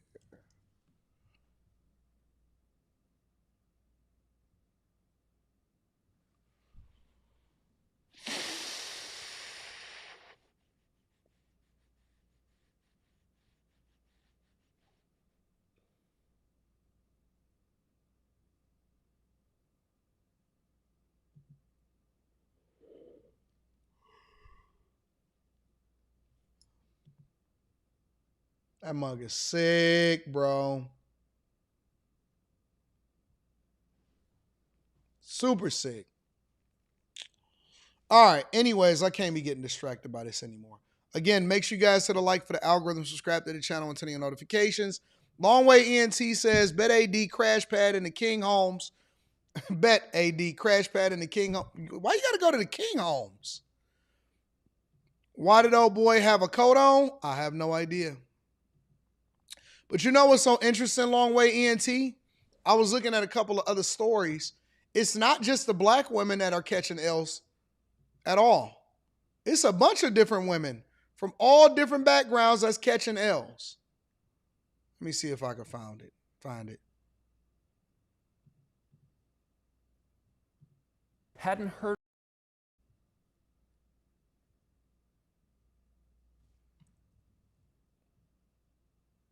It's not just the black women at all. It's a lot of different women that's catching L's.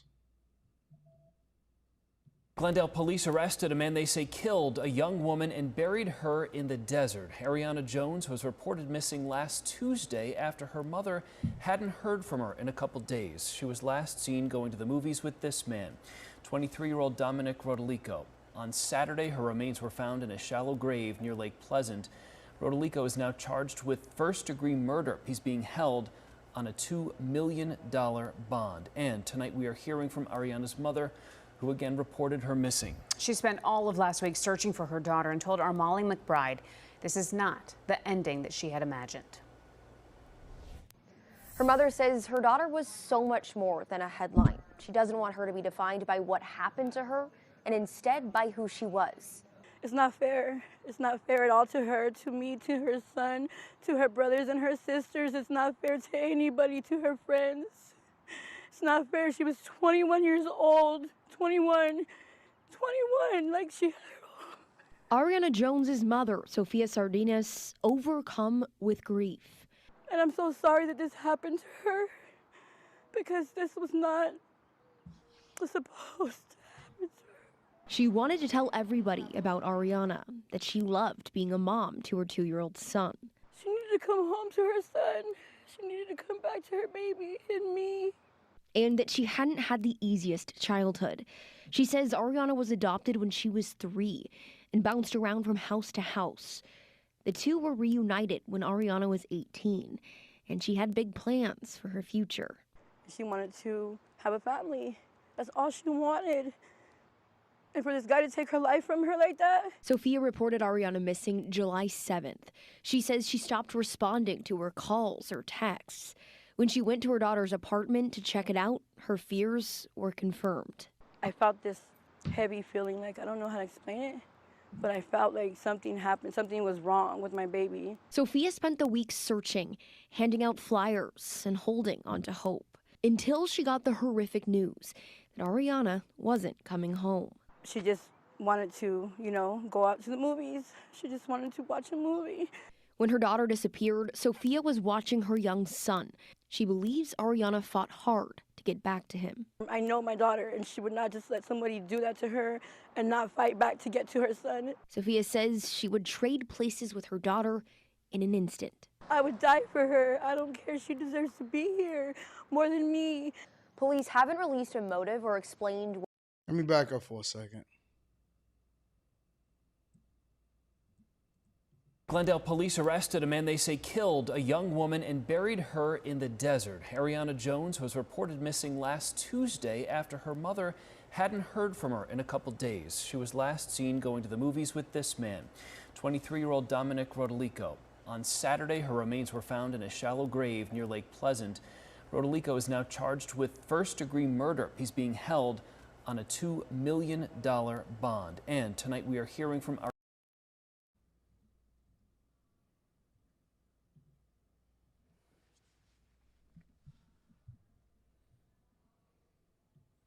I've said it before. I'm going to say it again. I know that y'all think that every guy...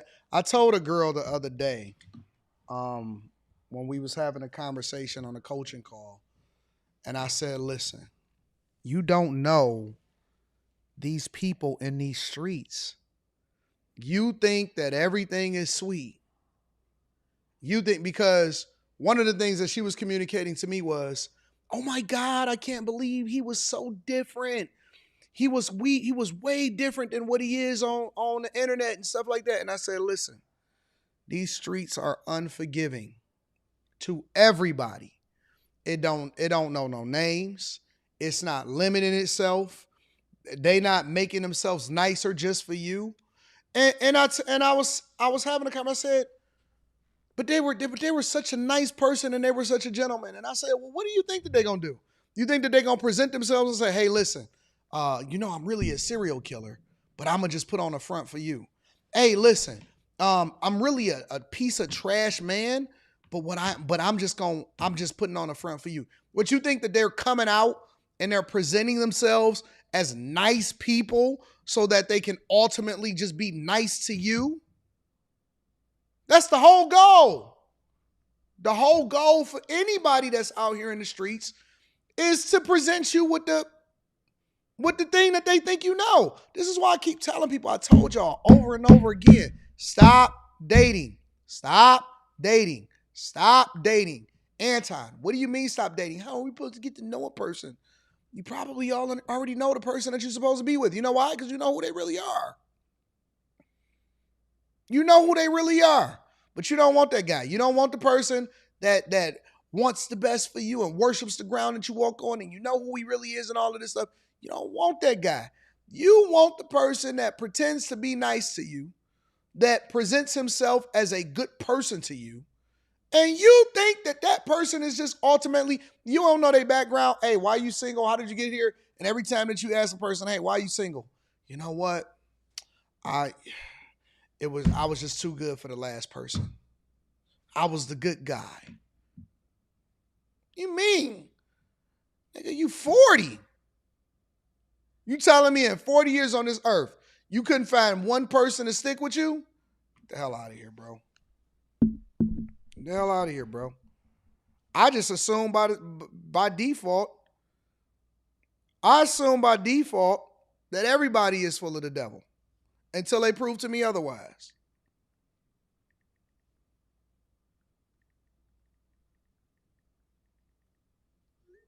I assume by default, because it's a safety issue, that whoever it is that's coming around, she got trauma, she been in the streets, and now it's up to her to prove you differently. But by default, I'm like, yo, it's a safety issue. It's a safety precaution. I don't know. No, you can't know where I live. No, you can't do this. No, you can't do that. Nope. At all. I know girls that was married to guys that they didn't even know his immigration status was expired. I know girls that was involved with people that they never should have been with in the first place, but because he was nice, and they dumping y'all off in the desert, women disappear. And that's the part that y'all really don't understand, because it's not visible. It's not something that's being brought to the forefront. You would be surprised at how many women get dumped off in the desert every day. At how many girls, 21, 22, 32, 40, whatever, is getting dumped off in the desert on a regular basis. Because you don't know the person that you're kicking it with. And so you don't have no protection over you. You independent, INDEPENDENT. Do you know what I mean?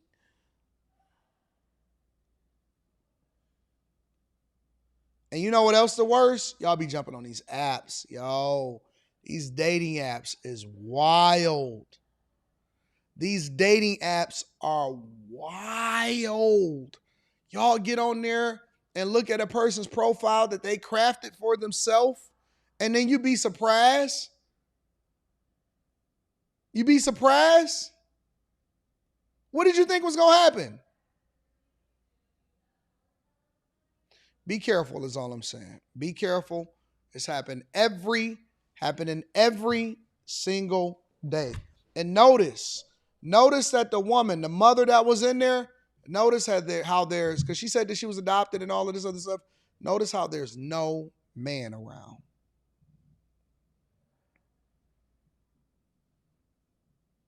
Notice how there's not one man around at all.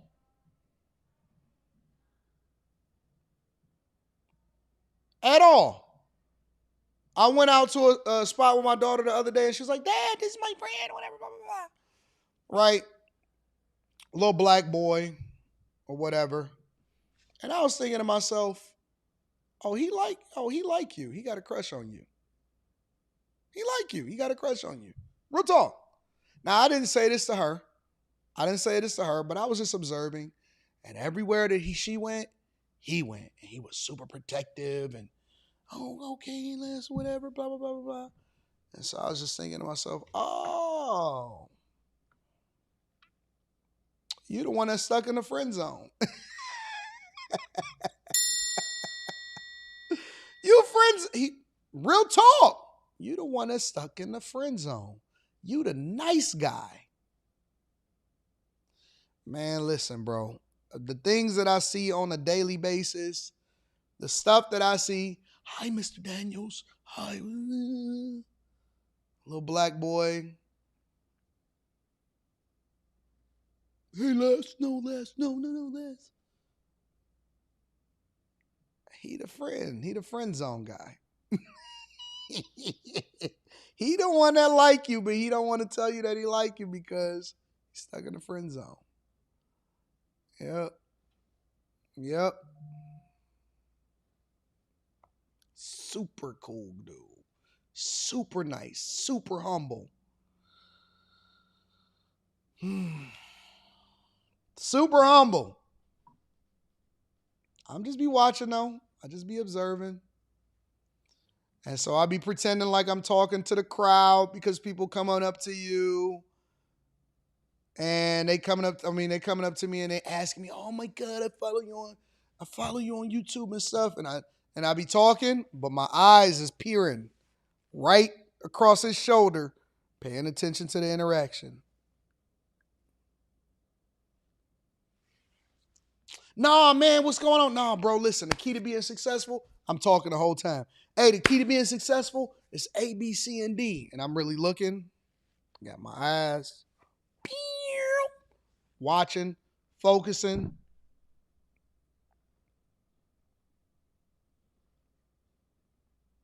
I'll be paying attention. I do. I'll be paying attention the whole time. I'll be watching.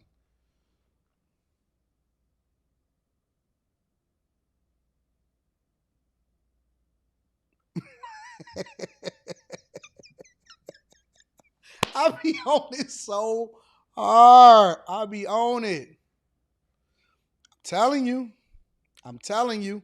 I watch everything with minds. I watch everything with minds. And I ask, who's your little friend over there? Then he coming over there all humble. I watch all of your videos, Mr. Daniels. I love your car. I said, I like that little nerd right there. I like that nerd. I like him. Nice and humble. I like that little nerd. He ain't got no motion. No motion right now. I like him. I like that little nerd. Anyways, make sure you guys hit a like for the algorithm, subscribe to the channel, and turn on your notifications. Shout out to It's a Shy Guy. It's a Shy Guy says, AD, there's nothing more demonic than the dating apps, sniffies. What is the dating app sniffies? I don't know what the dating app sniffies is. I've never heard of that before.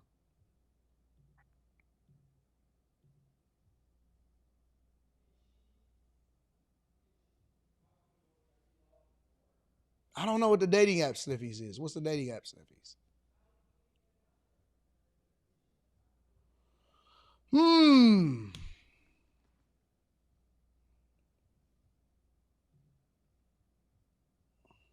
I don't know what the dating app sniffies. What's the dating app sniffies?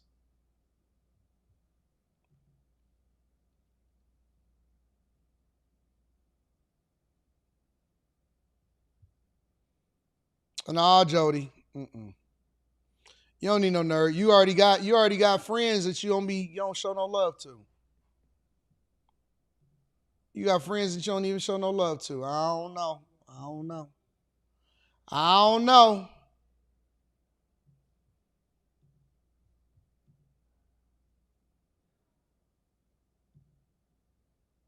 I feel like you got friends that you don't even show no love to.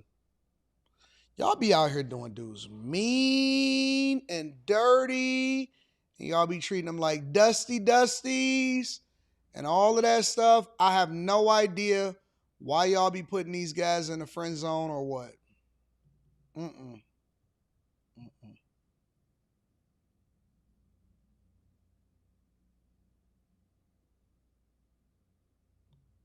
Is that your cool Lambo? Yeah. Can you pause the video real quick? Yeah. I want to ask you something. And that's how I started. I'm at the car meet. I'm doing all of the videos. I'm recording my stuff or whatever. And next thing you know, they asking me a question. Hey man, is that your blue Lambo? And I'm like, yeah, man, that's mine, bro. And I'm about to do my little video for the Patreon. And I'm over there and I'm trying to record or whatever. And next thing you know, hey man, can I ask you a question, bro, real quick? I'm like, yeah, man, you can ask me a question. Go ahead, bro. Is that one yours? Is that yours? Yep. I was about to do my video, and next thing you know, I'm watching everybody in the background. I got to keep an eye on everybody. I got to keep an eye on the streets. I got to see what's going on.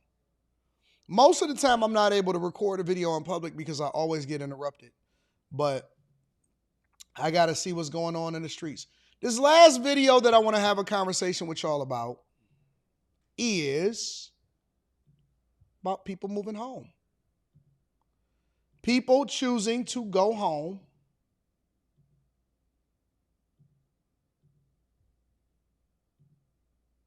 Adult children, there's a trend. Our GMA cover story, the growing trend of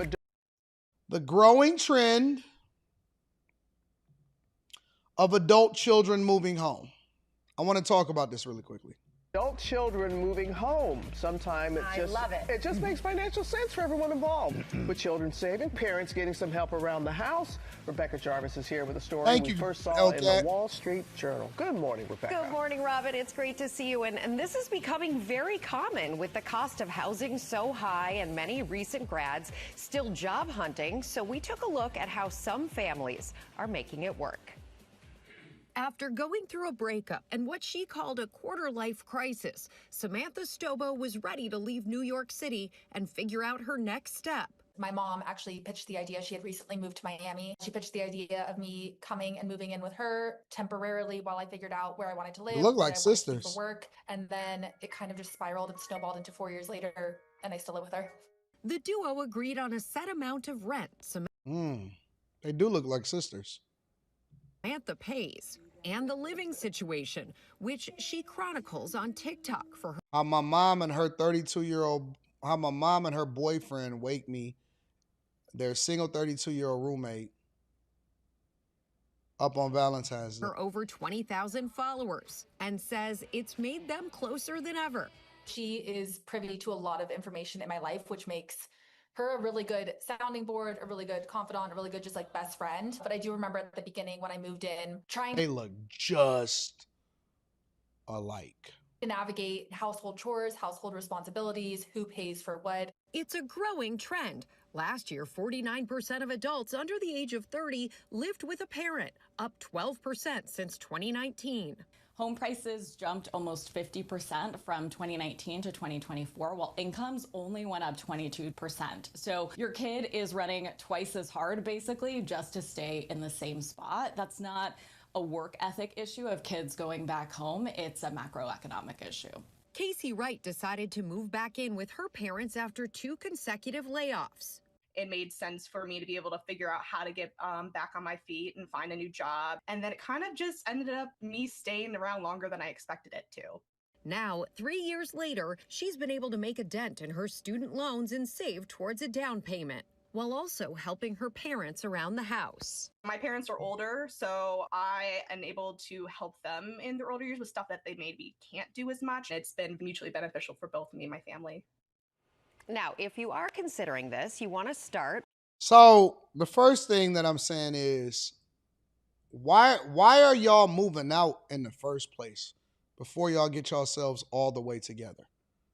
I don't understand it. Unless you are paying your house off completely and you have zero debt, I've never understood the rush, especially for women, because as you can see, you don't see any guys on this cover story. But the thing that I'm trying to understand is, why are y'all in such a rush to be out here to be responsible for yourself?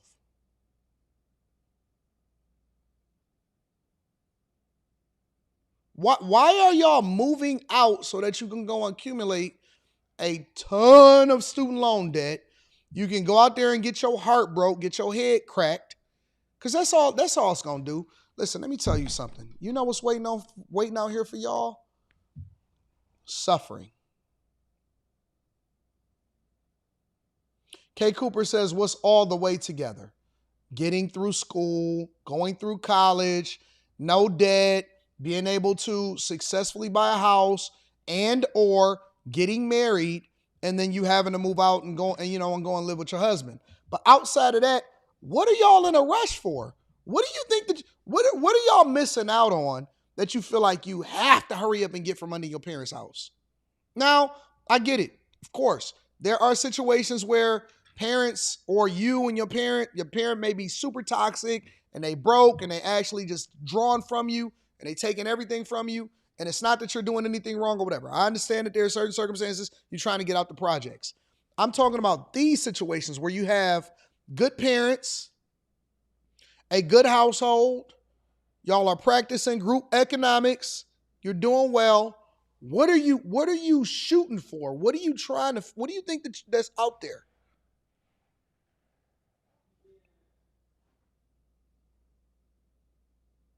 What do you think you're missing out on? Real talk. Why are y'all in such a rush to move out?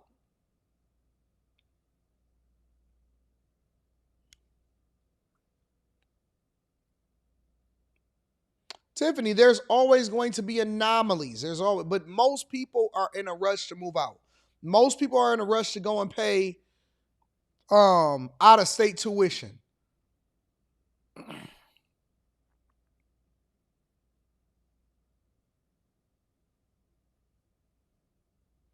And listen, I love my kid. And my parents loved me. And so they was like, no, you ain't never got to move out. Ever. They was so chill that, like, we don't want to push our kids out.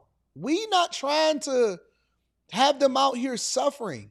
Then y'all get y'all head. I mean, listen, life be whooping ass and taking names. Y'all be getting y'all head cracked in by the men y'all talk to. Y'all be getting y'all head cracked in by the student loan office. Y'all be getting y'all head cracked in by y'all jobs. Y'all have to take jobs that y'all don't even want just to survive. Y'all be out here door dashing and Grubhubbing and Uber Eatsing just to be able to survive when you can go home. You can go home. You can say, hey, ma, hey, dad, listen, I ain't really, and you know what they're going to say? Come on home, baby. You know we kept your bedroom the same way that you was when you left it. Somebody says parents now want their own private space. I disagree. I be laying there, we be laying there, and Les will just come and jump right on in the bed, right there, right in the middle. One big bed. That's why I always wanted to make sure that I had a big bed, because I knew that Les was coming in there every single day. This is who she is. And so that's what I'm trying to figure out. What are you in why are y'all in a rush? What is there to do? There ain't nothing out there. There's nothing out there. No opportunity, nothing but a headache, nothing but getting your head split. Y'all need to live with somebody. Honestly, y'all need to live with somebody. Even y'all know I got my daughter a house or whatever, but A is literally right up the street from my house, and B, my nieces is all gonna be there. So they all living together. So all three of them living together in the same house. And they all gonna roommate together because they all graduating at the same time. And so they gonna all be in the same space. So I was telling my cousin, I said, bro, what you mean your kid is thinking about going off to school or living in the dorm? They don't put them in no goddamn dorm. Put them right up the street from us. They all can live right together. They best friends anyway. They already been talking about it. They said, oh, they already been talking about it? Yep. Okay. They can learn to get along. They can argue. They can be headaches with each other. And they're going to learn to live with each other together. Family. Together. You grew up together. Now y'all can learn to live with each other. And y'all going to be right here under our covering. And y'all ain't got to worry about no rent. You ain't got to worry about no mortgages. You ain't got to worry about no debt. Y'all can just be here and focus on each other right up the street. I'm going to walk right on over there and check and see what's going on. What you mean? Moving out of town by an 18-year-old girl, a 7, 18, 19-year-old girl moving out of state by themselves to go and figure out life. What? No. Under no circumstances. Under no circumstances. Nope. Can't happen. Not gonna happen. Not on my watch. Not on my watch, Dano. So you can go out there and get cracked by a bunch of dudes that don't care nothing about you. No. Nope. And I think that more people should stay home with their parents. I think that more people should live at home and more people should stay longer. And if you don't like it, the economy is forcing y'all to deal with it anyway. And if you want to stay out there and suffer, then that means that your pride and your ego got to be broken down. Your pride and your ego has to be broken down. Nope. Going out there, getting your head bust in, head buster. And then y'all finally come to the conclusion after you get a bunch of that. You know what? I decided to move back in with my mom. It's great. My parents invited me back. It's awesome. Duh. You should have never left out. It's your big head. Always trying to be too grown. That's the thing I learned about women. They're trying to be too grown. Special for both me and my family. Now, if you are considering this, you want to start with an honest conversation. It even makes sense to put some of this in writing. Your rent. No. What do you mean? Y'all drawing up contracts with your parents? Hey, man, come home. You ain't got to pay no rent. What are you talking about? Y'all charging? See, it's a difference between a kid helping out and saying, hey, let me take this off of your plate because I appreciate you for looking out with me. Let me take the light bill and this. Way cheaper than if I was to have to live by myself. It's one thing to volunteer, but it's another thing to say, hey, you got to pay rent. Nah. That's how we sour our relationships. Ain't no paying no rent. Come in, hey, just take the internet bill and we good. Y'all talking about putting it in writing.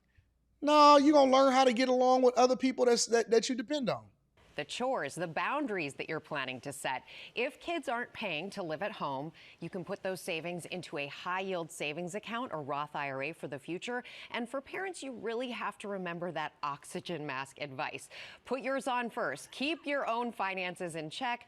Even, guys, consider setting a move-out date goal from the start so you don't end up Oxygen mask? Nah, you can stay forever. You ain't never got to leave. We need to change our culture. I wish that I could just rewrite the culture in general, especially for black people. Black people got that bad. They got that, hey, if you're going to stay here, you're going to have to pay rent as soon as you turn 17, 18. As soon as you get a job, I need some of your check. Or you can get out. Or I can't wait till you get out when you turn 18. And the kids is like, I can't wait to leave because the environment is so bad. We got that bad. We got that really, really bad. really bad. And that's a lot of times why, people move out, because sometimes it's not even because people are trying to be grown. A lot of times it's because people create bad circumstances amongst their environment and with their people that's not healthy. And somebody is an a-hole, or somebody is this and that.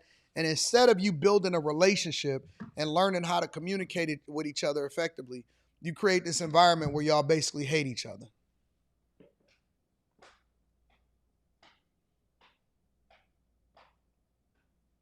Nah. They just made y'all more dependent on the system. And so you got to work harder, get all of these jobs to pay off this debt. So you basically become a part of the rat race because you left out of the race. You left out of your parents' house and went to the race too early. And I tell my people all the time, nephews, everything. I said, you got the rest of your life to be grown. You have the rest of your life to be grown. I was talking to my nephew at my daughter's graduation party. He older than them, and he's telling them, no, I'm coming to check on y'all. I'm coming over there. And so he still lives with my brother, right? He still lives with them or whatever. And I was talking to him, and he said, yeah, Uncle Anton, I'm thinking about moving out. And so I'm over there secretly. And so his dad was at work, which is my brother, and me and his mom talking. And so his mom like, he don't need to move out. He don't need to move out. He needs to stay there. Now, I do think that guys are a little bit different, right? But so then we devise a plan behind his back. And so he said, yeah, man, I don't know where I want to move to, because he out in the suburbs. And I'm like, hey, you could just come down here with me. Because we got to keep an eye on our young people, man. We got to make sure that we protect them. We got to give them the illusion that they have freedom. We have to give them the illusion that they have, that they doing it on their own and that they paying their own bills. No, okay, cool. Yeah, we got you. Just, hey, I got him. Don't worry about it. If he decide to move for them, I'll be there. I'm going to take care of everything. Oh, thank you. Okay, cool. So we just work together. We work as a group.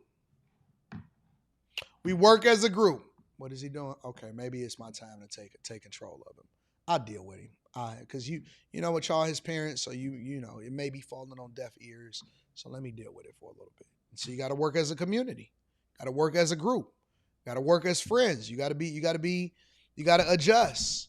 You know what I'm saying? Y'all need to be working effectively with the other parents to devise schemes to keep them in these safe spaces so that they don't crash out until they get to the point to where they actually get married and stuff like that.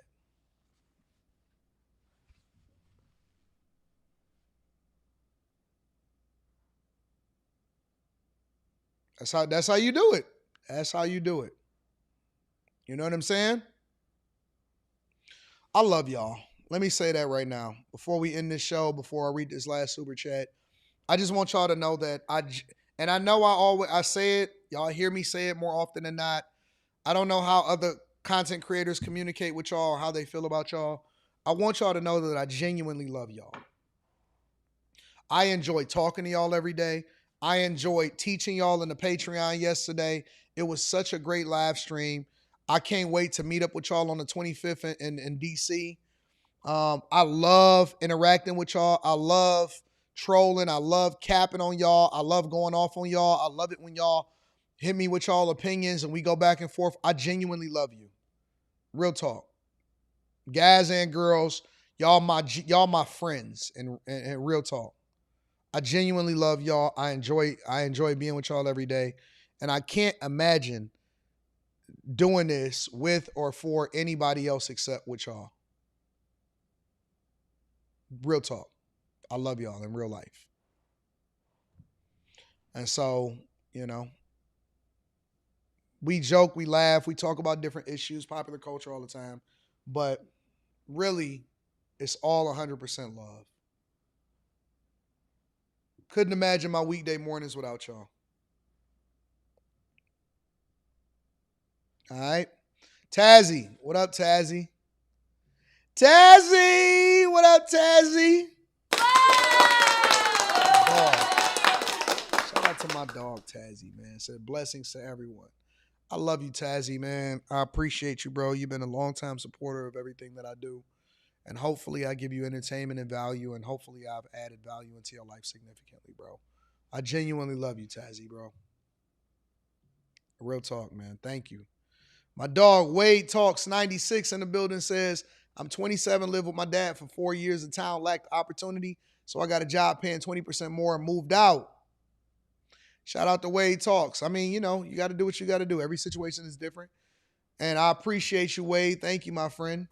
Real Life PJ in the building says, AD, that's so true. I've been on my own since I was 17.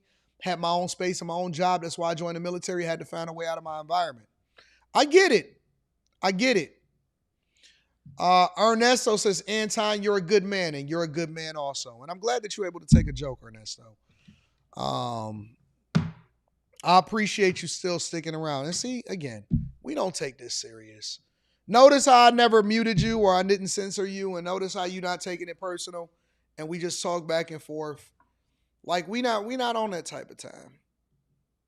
We argue like family. We cap on each other like family. It's the Shy Guy in the building says Sniffies is a hookup app with men selling box to each other in places like.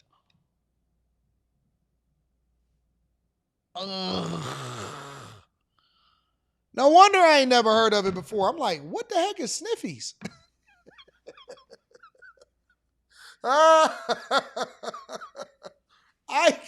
I'm like, what is that? I didn't know what that was. I'm like, what is this? I love you too, Heather. I love all of y'all.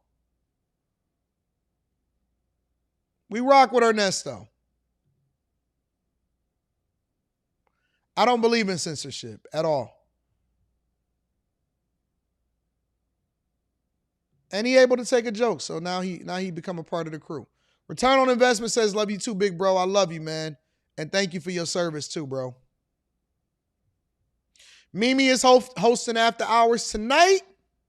Courtney Egger in the building says, I appreciate you, big dog. I appreciate you too, Courtney Egger. Shout out to my dogs. I got so much work to do. I mess with you too, Quasar. That's crazy.